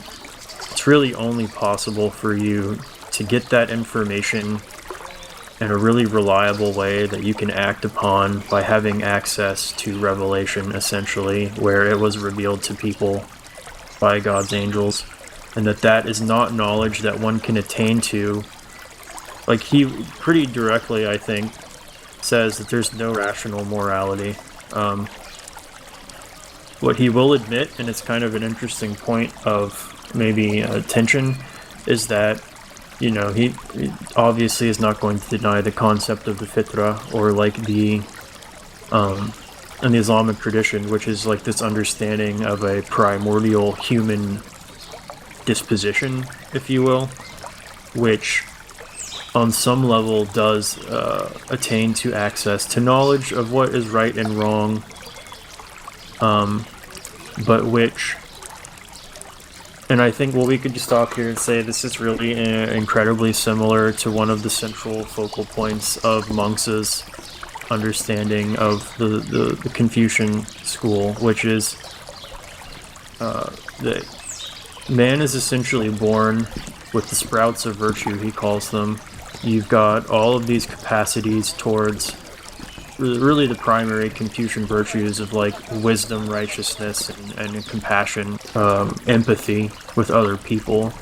And one of the most famous sort of argument he gives as proof of this is that, you know, you can imagine anyone, if they saw a child falling into a well, they would have a split-second urge to save the child. And the difference between people then would not be in their initial capacities or their initial disposition, but the lives that they had led or their physical circumstances after and beyond that, which are perfectly capable of clouding and destroying man's original ethical nature. Thus, the man won't always save the child. He may begin calculating immediately what sort of worldly gain might come from saving that child. But it would all, Mengzi would say, come after the initial brief spark that says, like, to save that person from dying. And it's natural, it's reflexive, it's like probably pre-rational in some way, at least in his understanding. And he likens this kind of capacity to, like, people say, because he was arguing against people who would say, like, human nature is neutral, or human nature maybe even is evil. And he would say, they would be like, well, look, there's obviously people who have no trace of goodness, so what do you say about them? And he would say, you know, there are mountains that used to have forests on them, but after all the trees were cut down, there was no sign of the forest. But could you say that there was never a forest there? And there's a lot of other metaphors that he goes on to deploy, which are all basically the same, like, the absence of evidence is not the evidence of absence. Right, I think that's a very interesting parallel with the concept of fitra as well. Like, it seems to map very closely. Yeah, it's because it's not necessarily that, like, all human beings have rational access to morality, because you have a lot of intervening circumstances which are going to dampen that to some extent or another. And I think it at least is, like, kind of an explanatory framework for understanding, like, human difference in this area. It is at least internally pretty consistent, because you do have people who, you know, maybe they're not extremely religious, but seemingly they would gain the acclaim of, like, anyone that they met, you know, that they were, like, a good person and some understanding of that, which in our times it would be difficult to give a, like, direct explanation of what does being good even mean. Yeah, we would all have a kind of feeling about them of, like, I trust them, they're helpful, you know, they seem to care about people, they have opportunities to seek their own gain at others' expense, and they never take them, you know. Maybe this person's not religious in any way, but they still embodied things. And there is this kind of explanation within both, like, each of these frameworks to kind of say, like, ethical education is one way, and it's the way most people have to follow in order to achieve something like that, but it's not necessarily the only way. And some people are born, Jushi, the later formula of what would be called the School of the Way, which we refer to with the exonym of Neo-Confucianism. He would say that, like, people are endowed with different like mixtures of chi or something to that extent. So your psychophysical makeup could really differ person to person in a lot of ways. And some people might be born with a chi such that it's just very easy for them to enact virtue. And you might even say that someone like, you know, the initial sage kings of China might fall under that, where if there's really no effort, they're just doing it. It's almost like they're being kind of divinely helped, you could say. And I mean, that's certainly, like, we have we talk about the prophet, the holy prophet, in the sense that he was, you know, free from sin. Not to say that, you know, he wasn't human, but he was kind of, like, divinely protected from certain actions. So there's, like, a pretty, I would say, like, interesting and subtle understanding of, like, how the human experience relates to, like, goodness. And I think both of these traditions at least have a strong, like, current running through them, where there's an emphasis on the fact that human beings do have a moral predisposition, but it can be effectively blotted out via your choice or your circumstances. And so Ibn Qayyim, while he says, like, you need revelation, he kind of also admits that fitra is real, and it has a part to play, and all of these things kind of, they interact in, like, maybe a dynamic and interesting way, and, like, kind of in accord with the theme of this episode. It's, like, not always entirely available to us what that is. The article goes on to say, to, like, kind of summarize his thought, that science and philosophy have no moral content. Spiritually, they're empty shells. The rational intellect has no power of moral judgment, of distinguishing between morally rewarding acts and those that are punishable. The intellect, however, does have an innate intelligence called fitra, whose providence can be said to be moral in that it is able to distinguish between good and evil. For the physician-philosopher al-Razi, not Fakhruddin al-Razi, I think, but the other one, the earlier one. Right. Some 4 centuries before Ibn al-Qayyim, this fitra, a power of the rational mind, was what endowed man with the power of prophecy, a potential actualized only by a rare few. For Ibn al-Qayyim, all animals have fitra. Man, at the head of the animal kingdom, has primary fitra, which God gives prophets to deliver his laws. However, once the prophets enunciate the divine laws, man does not immediately recognize the wisdom in them, as though they had been hovering in the shadows of fitra somewhere of the mind, waiting for the gentle tug of light or flutter of the prophetic wings. Quite the opposite. And here's a direct quote.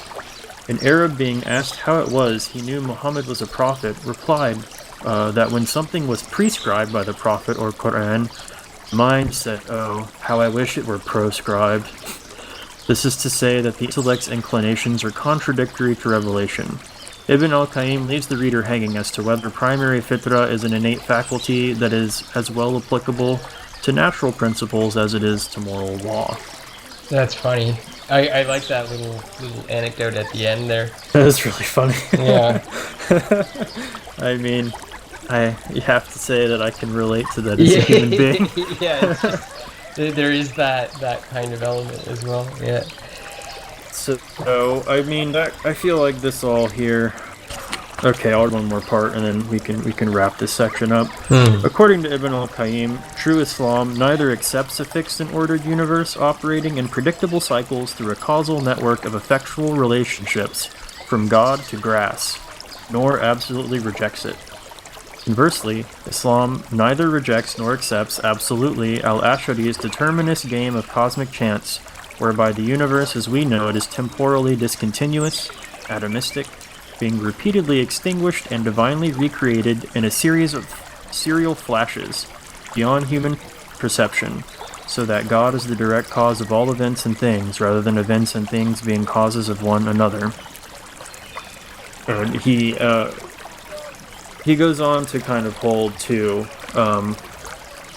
what I would say is like the pretty standard Islamic account of free will, which is Billah Kaifa. You know, it is what it is, that God has all power, everything is predetermined, but at the same time you can make choices, and rationally that might seem quite strange or difficult, but it is essentially, I think, it's something that you find pretty much as like the hegemonic viewpoint in Islam, at least Sunni Islam, and I would say it can typically also understood and is understood in this article as being kind of like illustrative of the Islamic tendency towards the mean, that you have on one side the determinists and on the other side the holders for absolute free will, and then you have the path of like the broad way of Sunni Islam somewhere in the middle. And it's not something that you can easily put into like a discursive explanation, but nonetheless the reality of it is assented to as being the way that it is and the way that you're supposed to interact with things. And it reminds me, Sheikh Faraz Rabbani once said, I believe, that causes and conditions and effects are, like, you deal with those because that is the adab that you are supposed to have with God's creation. Like, God has made creation this way, so whether or not you want to think about it as an Ash'ari or like as a more of a like Aristotelian-ish rationalist, or as something else that's within the boundaries of accepted theological difference of opinion, we are all kind of like practically dealing with life in pretty much the same way, and whether or not we believe, you know, like that our choices are real or whatever, we're still undergoing the like phenomenological experience of life and of seemingly making choices. And, you know, if you want to know the depth to which that can go, I mean, you merely only need to look at the voluminous literatures of like Sufi pulp literature, or like we've been talking about any of like the Confucian stuff, anything that deals with like the actual conditions of human life and the ways in which we kind of like master themselves and understands themselves better, like spiritual psychology, if you will. And that I think the kind of idea is that like that's the more important thing for you to be thinking about. And it really falls in line with the theme that we've been seeing here so much, which is that like the ultimate reality, at least for you, for me, it's not available to me right now. And the other things are that have kind of greater importance for me in my life and my ultimate end as a human being. So I thought his position, though, was pretty interesting. That, it was at least implicit that by denying neither school of thought, both were kind of like, at least insofar as they don't contradict anything that's held to be certain, like permissible. Yeah, that is interesting. I mean, one thing that really struck me in Sherman Jackson's book, so Islam and the Problem of Black Suffering, is the one which does the bait and switch, which has an introduction about the problem, the theological problem presented by intergenerational slavery in the U.S., and then goes on to be like a thorough kind of exposition of how you would solve theodicy, any theodicy, right? Not just this racial issue, in each one of the traditional schools of Islamic theology or philosophy. And his section on Ibn Taymiyyah is really fascinating. And one of the things that he points out is that Ibn Taymiyyah actually advances this position about like existence having intermeshing properties that allow them to have causal efficacy, that are like grants of causal efficacy that are given to existence and specify the way in which they are able to interact with other existence, right? So there's a lot of directions that could have been taken, and it's interesting to see that like Ibn Taymiyyah and his student Imam al-Jawziyah are both kind of arguing for like not at all an abandonment of causal reasoning, nor this kind of like de-rationalization of philosophy or natural science, but rather sort of like a tempered and measured approach that actually is moving toward a more developed kind of causal position than was present in the Ash'ari school, but nonetheless is pessimistic, right? Understands that by definition, any such explanation that you would offer as a particular human under particular circumstances is going to be flawed, right? And you're not going to attain to whatever the truth is about the that particular instance or whatever data set you happen to have. Right. I think another place where it's interesting to me to see kind of how understandings are sort of divergent. Like the idea of essences or whatever has like a particular Western pedigree that you could say would be like Plato had a position on essence, Aristotle had another position on essence, and so on. The idea undergoes a lot of shifts, reformulations, and whatever. And I don't think that I would say there's an exact parallel in, say, like the School of the Way, or like the Jushi school of Confucianism, what ended up kind of being inspired primarily by him and his teachers. But nonetheless, there is a kind of what we saw in Shen Kuo, which was that there are things which they have reality, and they have a reality that could be said to be greater than the reality of like physical things that we see, because physical things are made up of the admixture of both of them, the Li and the Qi. That it's clear to me when we're talking about that, we're not talking about mental abstraction as such, because those really, like, whether or not you think about them, it doesn't really matter. Like, you could kind of go through your whole life, and I'm sure that like 99.99% of Chinese peasants who ever lived went through their lives not thinking that much about the Li and the Qi. So there is a sense in which like these things are not reliant on being like rational abstractions that are subsuming particulars underneath universals, like this very kind of Aristotelian, Kantian sort of thing. This is something else entirely. You could just say it's just like Eastern metaphysics.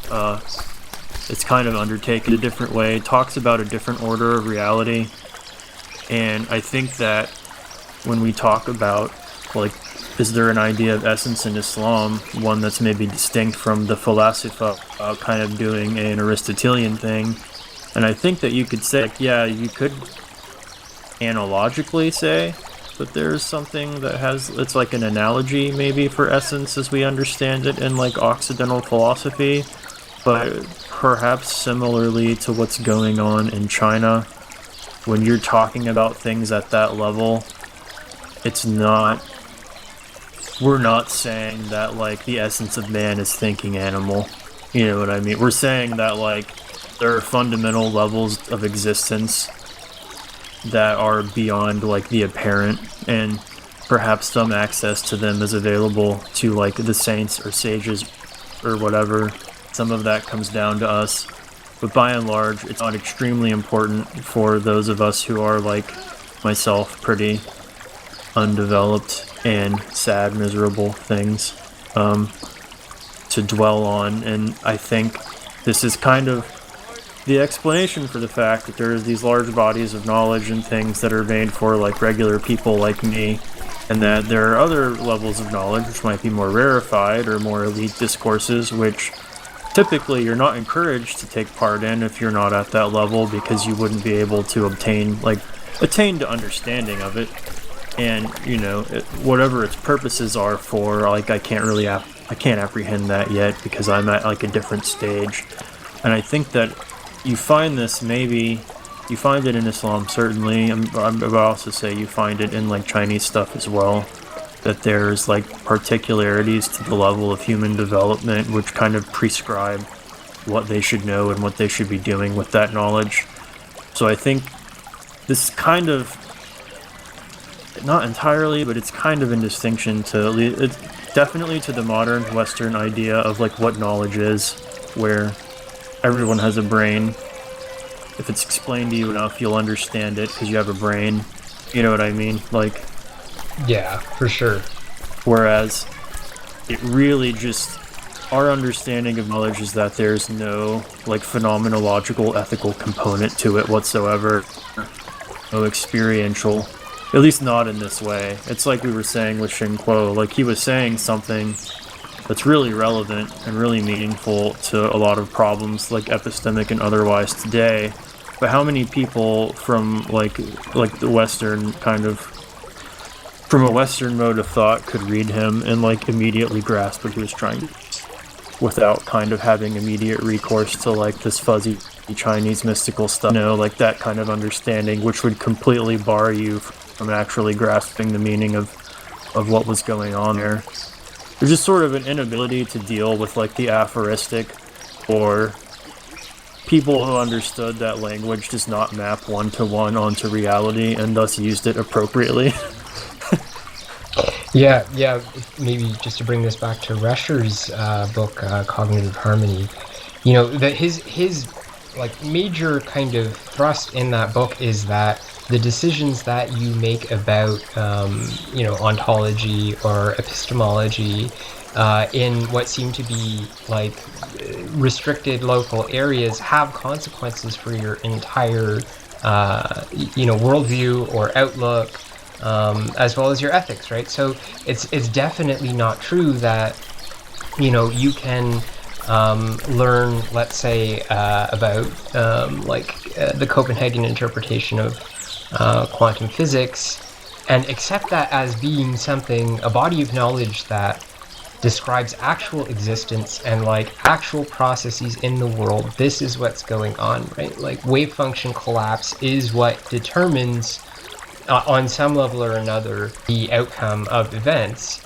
That has deep implications for the ethical content of your life and the cultural and political and economic contents of your life, right? Like, if you look at our society, it's deeply structured by this idea that like, things just kind of randomly happen, and the luck of the draw is the way things actually are, and that this is not a way of expressing uncertainty, nor like actually encoding how much knowledge we have about something, but rather describes the way things actually are. And it's the most common kind of like glib atheist, 20-year-old depressoid, not to criticize, been there, done this, right? Like kind of position that you're going to take is like, okay, well, I don't need to deal with metaphysics, and I don't need to deal with any of this because things just happen randomly, right? Like I don't require deep explanations that would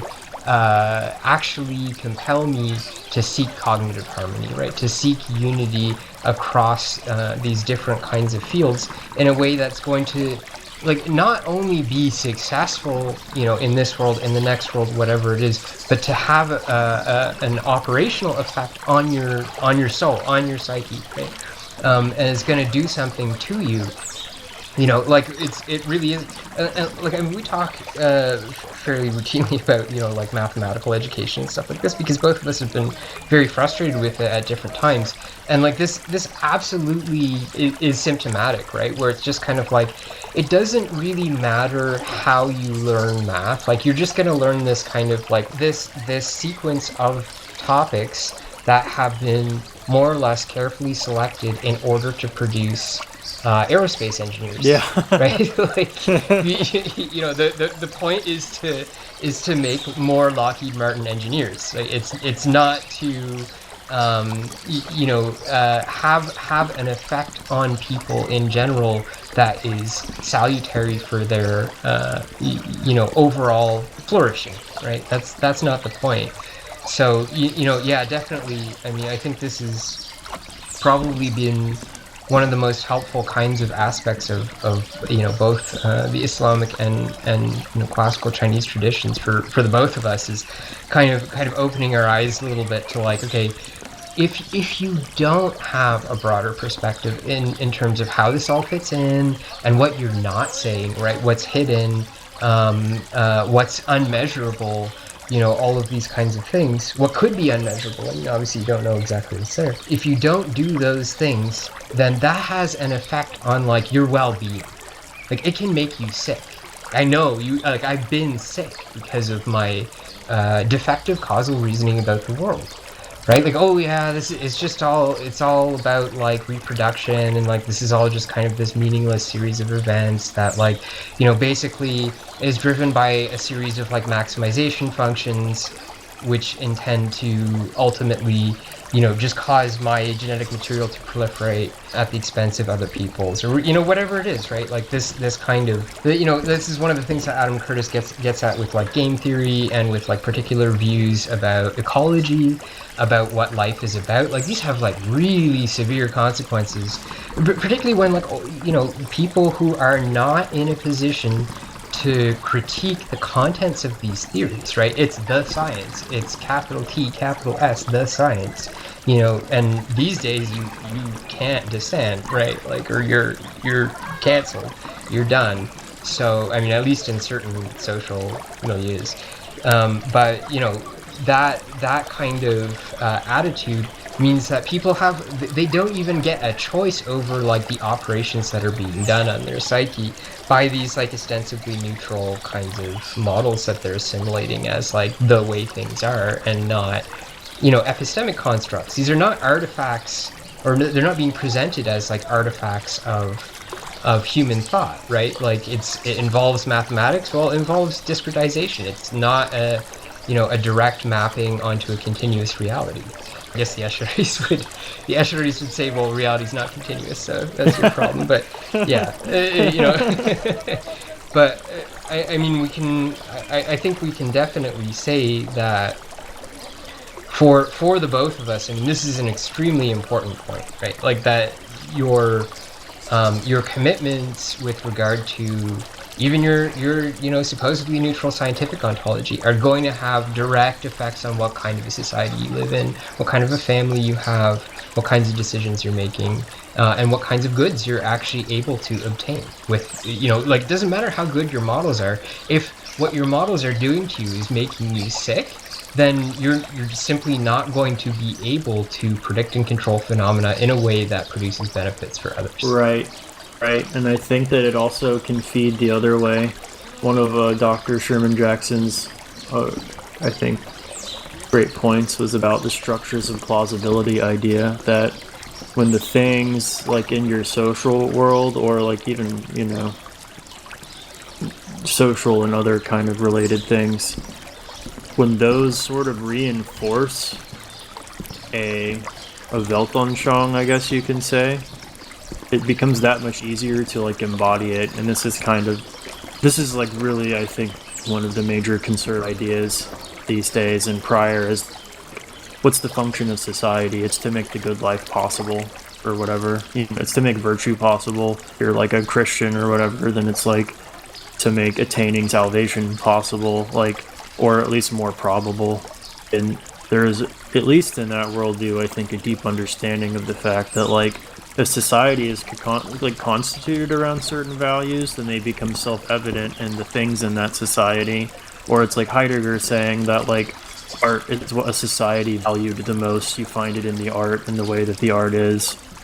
And those things, like as much as your mental framework kind of is how you're going to deal with the world on every level, so too does the world kind of send back into you its contents, and you mirror it as well in a kind of dual motion sort of thing. And I think that because we often say like, well, I'm like, when I was just, as we've said, like a callow atheist, it always seemed like, I want to believe, but it's just so hard because of the cold of rationality has dispelled from our lives this like comforting illusions of faith. And I think that that's how people really thought about it. But the freedom from that came to realizing how like contextual that is, like how socially specific that is, how socially informed that is. And like you start to ask like, well, would I feel this way if I didn't live in a society like dominated by greed and pornography? Like maybe not. yeah. And if I travel back in time and murdered H.P. Lovecraft, would that be as available to everyone? If he hadn't written what he'd written, and I like those stories and everything, but it's I think an example of these plausibility frameworks that you're talking about, right? You have these matrices of sort of aesthetic as well as intellectual experiences that come together and enable or preclude states of being, right? Not just behaviors, but like states that you're going to internalize and that build on one another in a progression towards a telos, right? Like we have a society that's like almost built to stunt that from happening, right? Like you will have a stunted psyche if you just kind of were to mainline dark minimalist kind of atheism. Yeah, it's maybe we can briefly touch on a little bit of something from Alistair McIntyre's After Virtue. It might just open this up a little bit more, because we've spent a lot of time on like natural science and mathematics as it relates to like ethics, we'll say. Right. But there, like a big part of, we'll say, the modern project has been the direct application of principles from physics and engineering applied directly to the social world. I've got a few like excerpts from After Virtue's chapter about this particular thing, social science. McIntyre writes, as the functions of modern states become more and more the same, their civil services likewise. While political masters come and go, civil servants maintain the administrative continuity of government and thus confer on government much of its character. The major justification for government intervention in society is the contention that the government has resources of competence which most citizens do not possess. that competence is essentially like the government is staffed by people trained sociologically in some way. They've got a Weberian expertise in like bureaucratic management and like some form of sociological understanding of society. So he goes on, he like says, you know, here I've got 4 like greatly lauded social scientific generalizations. Let's talk about some things about them. And one is that they lack universal quantifiers and scope modifiers, meaning they are not genuinely of the form for all x and some y. If x has property A, then y has property B. We also cannot say under which conditions they hold. We also have no way to apply them systematically beyond the limits of observation to unobserved or hypothetical instances, which is like Baconian science, induction. You cannot take some kind of set of generalizations of the social world, and when you we'll say when you apply them, you have equally as much success as the astrologers, and that maybe ought to tell you something about the social scientific enterprise. So then there's a counterclaim. Well, these aren't that; these are probabilistic generalizations. But McIntyre says the claim that they are probabilistic generalizations misses the point. Probabilistic generalizations in natural science possess universal quantifiers. Quantification is over sets, not over individuals. They entail well-defined sets of counterfactual conditionals, and they are refuted by counterexamples in the same way as other law-like generalizations.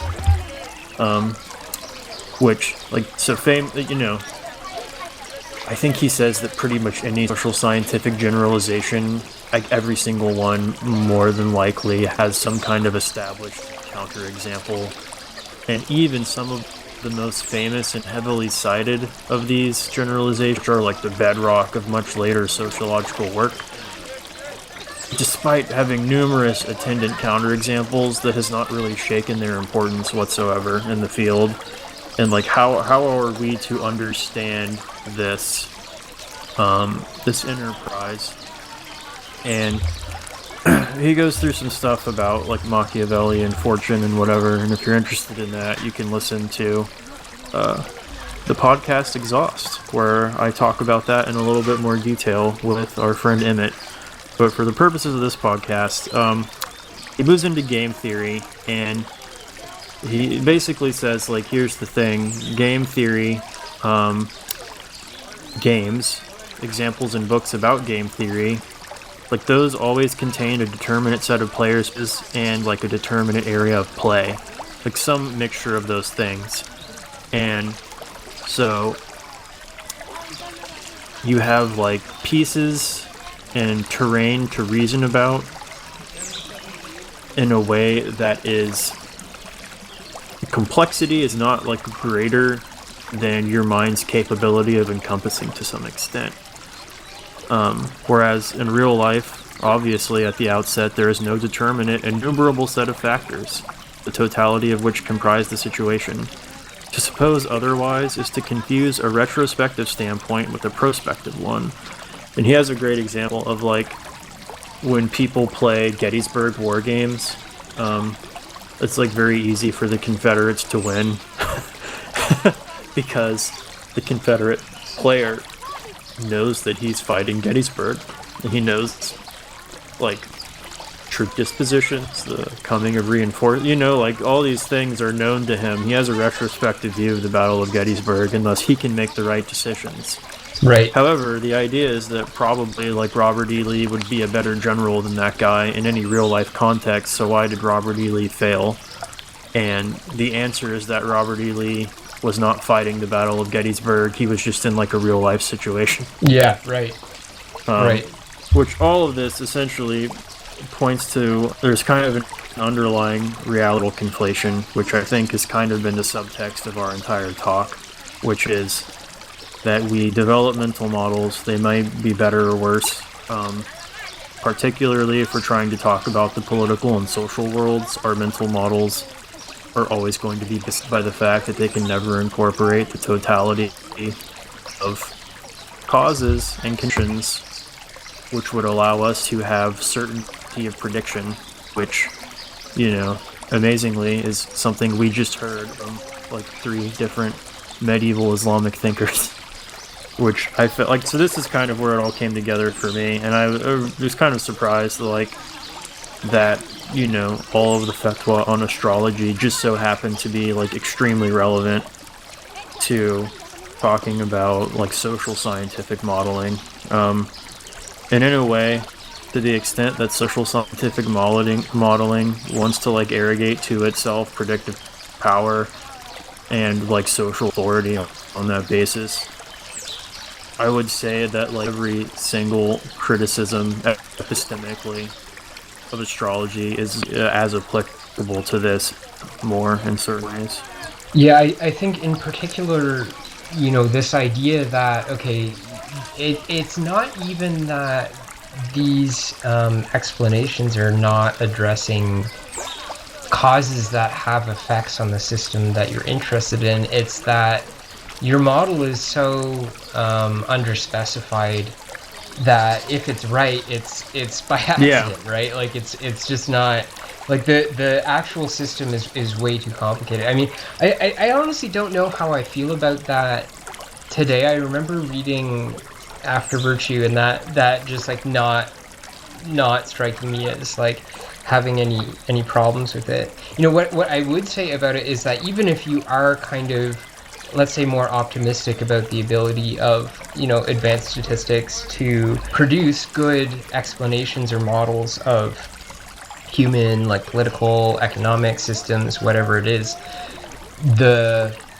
all of the models that are in use have not really been tested against alternatives in a way that would enable you to measure the evidence from a Bayesian perspective.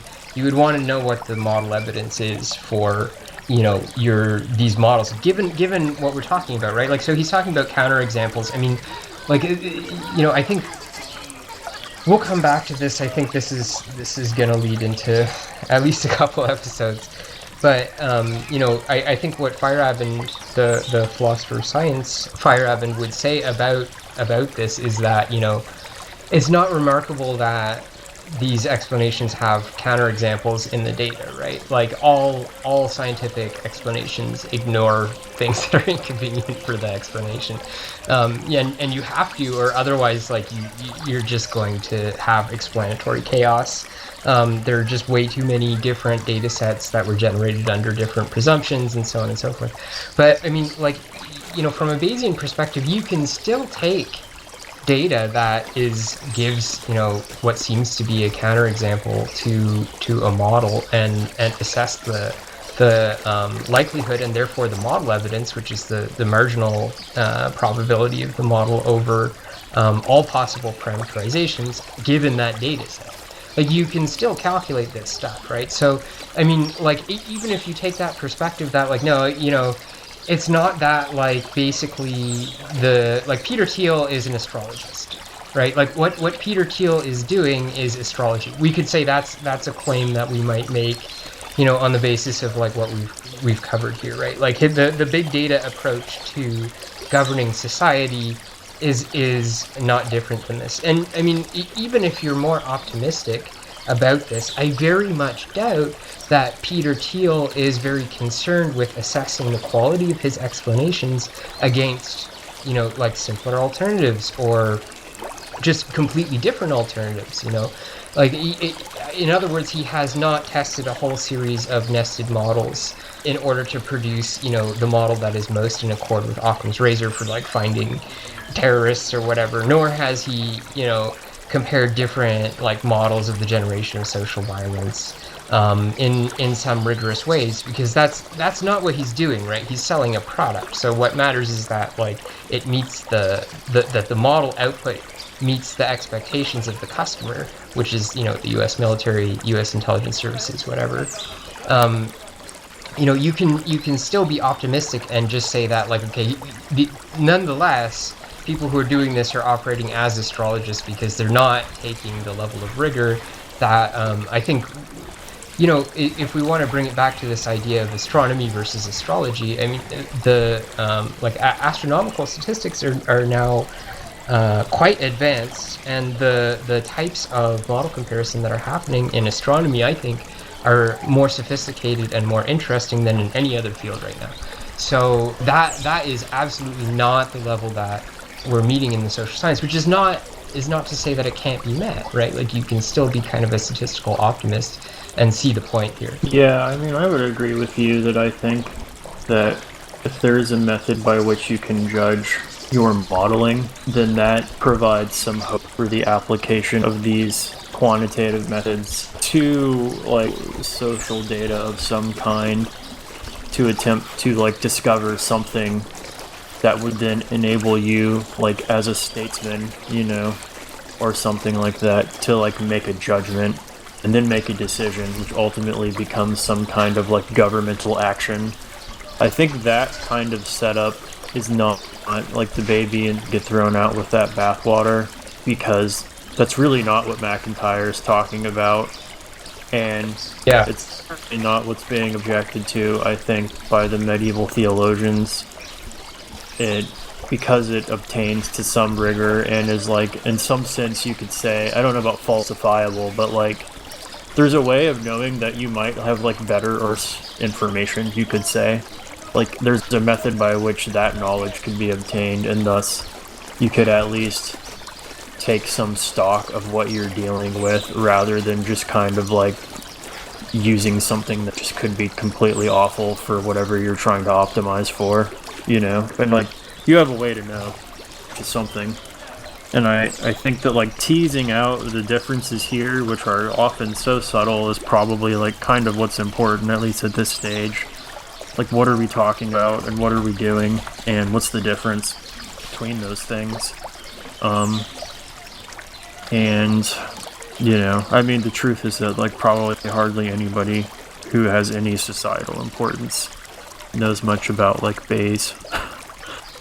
Or, like, you know what I mean? Like, that, I don't think that stuff has, like, taken hold quite yet in the echelons of, like, authority and power or anything, you know, of money. At least not that I've heard of. Yeah, part of the reason for that, you know, I mean, again, to take up a firebendian view here, the activity of science and of, you know, philosophy and of art and of magic and all of these kinds of things, these sorts of activities are social activities which inevitably revolve around claims to orthodoxy. Right, because you can think of this in a very kind of, like, crass materialist way if you want. Like, there's a limited amount of, like, social resource to kind of supply all of these contending ideologies with, you know, adherence and cultural energy and so on and so forth. And so there inevitably is this kind of contest. But I mean, I think it's just implied by the fact that, like, humans can conceive of things that are metaphysically contradictory, right? Like, you're always going to be bumping into people who are making claims that contradict your particular view of how things are. So, you know, if we take this view where this is primarily to be understood as a social process characterized by claims to orthodoxy, Feyerabend would say, well, even if you have, you know, like, even if you're a Bayesian, you know, and you're offering, like, a more rigorous rule, this still doesn't guarantee that, like, science is progressive. It doesn't guarantee that what you're doing, it meets the sort of, like, Popperian or even Baconian view of, like, the progressive nature of science. You know, but even if we accept that, what the Bayesian view does force you to do is state what you think you already know, and then to offer an estimate of your uncertainty on both the evidence that you're calculating for your model, as well as, like, whatever parameters you think obtain given your data. And the reality is that, like, if you do that habitually, you'll realize that, like, most data sets don't tell you very much, right? That, like, in other words, there are, for some model, there are many parameterizations that make the data look somewhat likely given that model, right? So you have very wide uncertainties on, you know, what you think the parameters of some system might be, particularly, like, social systems or whatever, right? So this is not not congenial at all for making claims to orthodoxy, right? Like if basically the system is set up to acknowledge this problem, right? That, in many cases you're not going to be learning very much from any particular set of data, and you have wide uncertainty on many of your estimates, and like in many cases when you compare models, which many statistical practitioners just don't do, right? Like they just they have a model, and they optimize it against some data set, and they say, like, here's the model, here are the parameters of reality, right? But if you compare your models, what you find out is that, like, you have a whole bunch of shitty models, right? Like many of them can explain aspects of the data, but like none of them are comprehensive, and it comes down to like what your local kinds of needs are in terms of what's actually going to get used. And so I think this is a real problem, but I think what we can safely say is, like, something that did that took a stock of its own epistemic limits and kept the focus on the reality that we're always talking about epistemological constructs, is at least a less dangerous approach to this kind of causal reasoning from a moral standpoint, right? Like the imams of old would be more comfortable with a Bayesian approach than with someone finding the maximum likelihood estimate for a model and saying this is the way it is. Yeah, and that's kind of, I think that's sort of been at the heart of, maybe you would say, like, the big conceptual difference between this approach and what we call like a pretty standard approach, but also a prevailing common understanding, which is, yeah, like, I know this model isn't like totally reality, but like it basically is maybe how often they're approached when they're set up, and then when they're disseminated to the public, even worse. This is the science, so at least the scientist was like, well, I know this isn't one-for-one reality, maybe they think that, but as soon as it gets into the news, it's completely lost, and we are left kind of like assimilating, really like the waste matter of scientific discourse in a way, like things that if you entered, say, like the physics department or something, things that might have been cast away, sort of recently as like ideas that no longer hold, are going to remain in the public consciousness for much, much longer, even though it turns out that they were always kind of like phantasmic in terms of their reality. And so it's like we're just gobbling up this waste that they produce that we have no way of like intellectually dealing with except to kind of buy into it wholesale as somehow like a true scientifically justified explanation of things, which we then like triangulate off of, if not in making our decisions, then at least in justifying them after the fact. And then it turns out that none of that was ever real or meant anything, but then we get a whole new set of things, which is like, surprise, going to be just the same thing. And this social process kind of like goes on ad infinitum, seemingly, without any end in sight. And I think that it's probably pretty correct to like lay a lot of the blame for that at the kind of like epistemic arrogance of a lot of statistics as it is practiced these days, and the lack of any kind of rigorous method of obtaining to like the humility, which, like, all people doing statistics should cry out with Shen Kuo that these are merely crude traces. When you look at your data, you say, this is a crude trace. That's right. Get him, Shen Kuo. Maybe we'll kind of wrap up there. I think we kind of laid out some of the bits and pieces I think that we want to come back to in different ways here, and really, I think it is important to get at this social process, because you have no choice, right? Like if you want to be able, I mean, even just personally, like, okay, I have some experiments I'm doing in my basement, right? Like, if you want those, little kinds of contributions that you're making to have an effect, you really have to take this seriously, right? Because it's in order to make a claim to orthodoxy, right, which is ultimately what we need to do here to kind of unseat not us personally, but like someone someone out there. Someone is going to be doing this at some point, right? Is going to be overturning this social commitment that we have in one way or another, and they're going to need to incorporate like a quantitative element to this argument, right? Like nobody cares about anything that doesn't make some reference to measurement, and maybe good reasons for that. Like we can talk about the extent to which measurement is kind of like a foundational aspect of civilization governance to begin with. But yeah, like I think it's just, I don't know. I mean, for me anyways, I would just end with kind of like just a reminder that like the origin of the term statistics is from state, right? Like these are, again, we're not even really concerned maybe necessarily with like the beliefs of individual scientists or individual people, although that does have like cultural effects.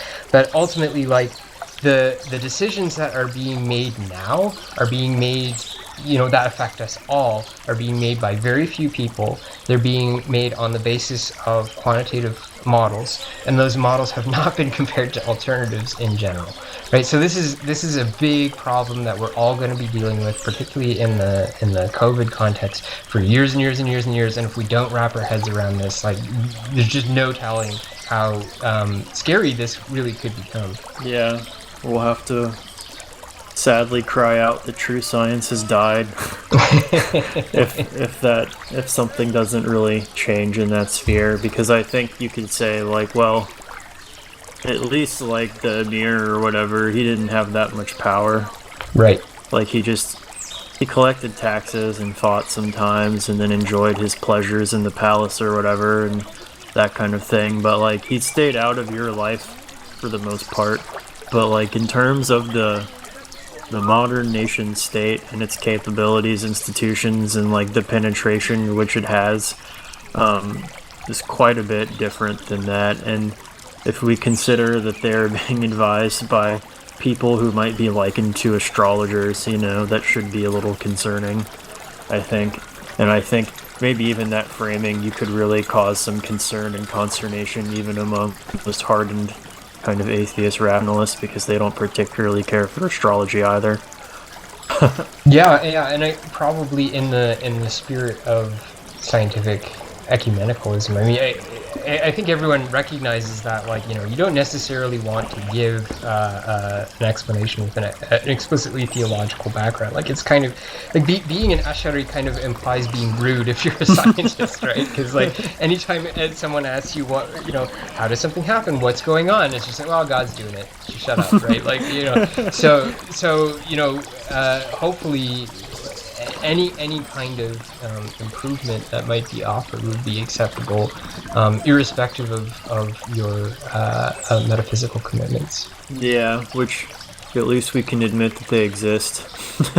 Yeah, they right, might have right. some meaning, but that can be discussed at its level and in its appropriate sphere in this kind of like ideal future we might imagine, where knowledge like somehow takes on a better form societally than it has hitherto.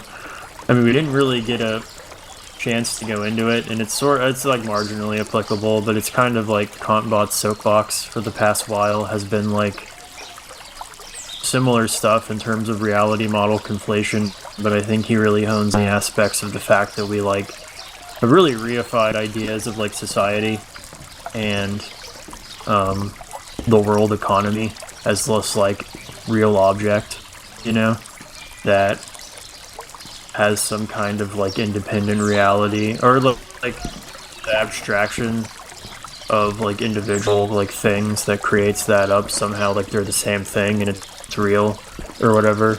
And how this is, I would say, to the extent, right? I can't say for sure. I haven't thought enough about it or whatever, or like read enough of what he has looked at.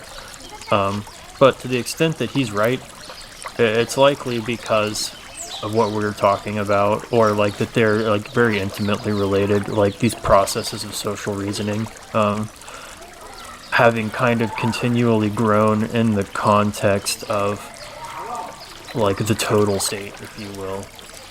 which seeks kind of like, we could say, a completely hubristic level of control and like command of things, and that whatever ends that might have been originally like meant to point toward, like now it is kind of just in service of like global wealth transfers, like to the people who have kind of been that for like the past 100 or so years, you know, like looking at the trajectory of like the modern state project and like who kind of makes up its upper echelon, who makes the decisions and things, like that all has some relationship,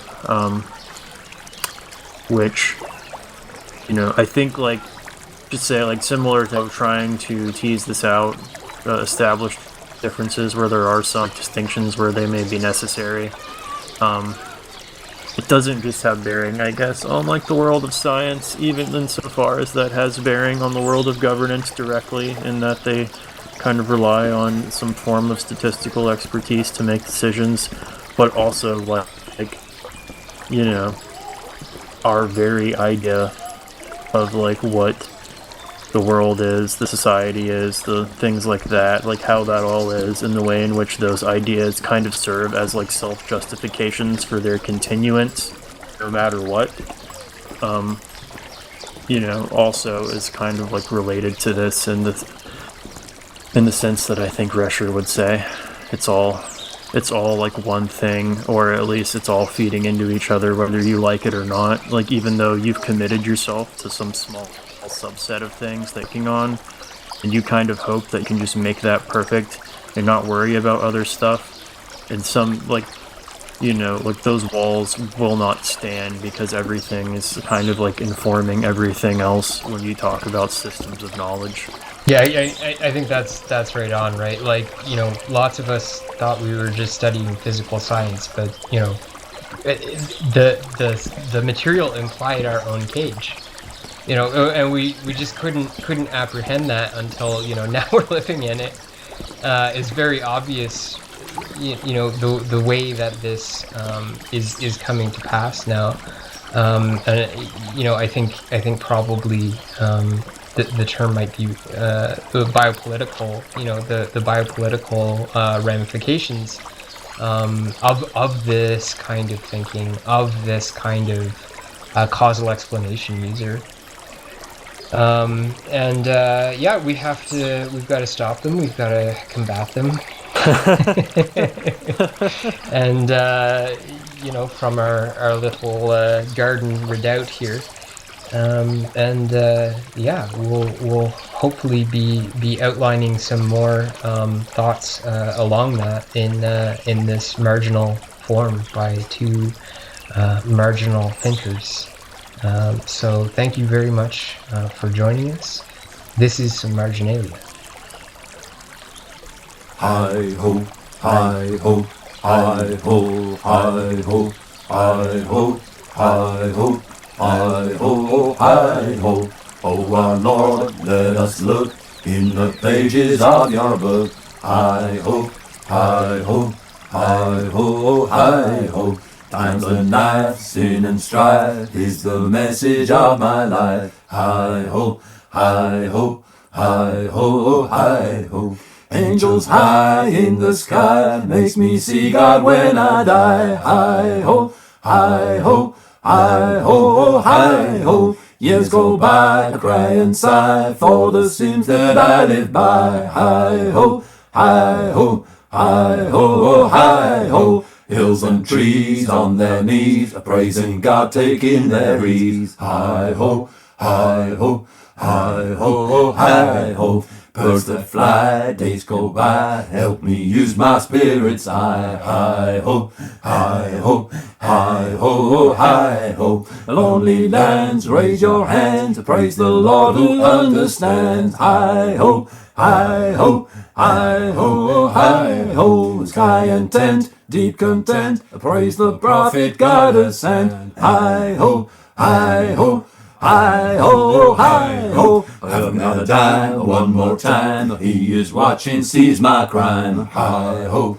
hi ho, hi ho, hi ho. A long straight road, a mountain load, I pray just where my spirit flowed. Hi ho, hi ho, hi ho, hi ho. Wandering free, cottonwood tree, mountain sky, no door and key. Hi ho, hi ho, hi ho, hi ho. No child nor wife in my life, tending pigs and hunting knife. Hi ho, hi ho, hi ho, hi ho. Hill and stone, skin and bone, coyote howling all alone. Hi ho, hi ho, hi ho, hi ho. And all this air's filled with prayers, I breathe your name, forget my cares. Hi ho, hi ho, hi ho, hi ho. When I'm done, the setting sun will still tell me that you are one. Hi ho, hi ho, hi ho, hi ho. I'll be a slave in my grave, a dead man now, don't misbehave. Hi ho, hi ho, hi ho, hi ho. Lord, I cry beneath your sky, keep me faithful when I die. Hi ho, hi ho, hi ho, hi ho, hi ho, hi ho, hi ho, hi ho.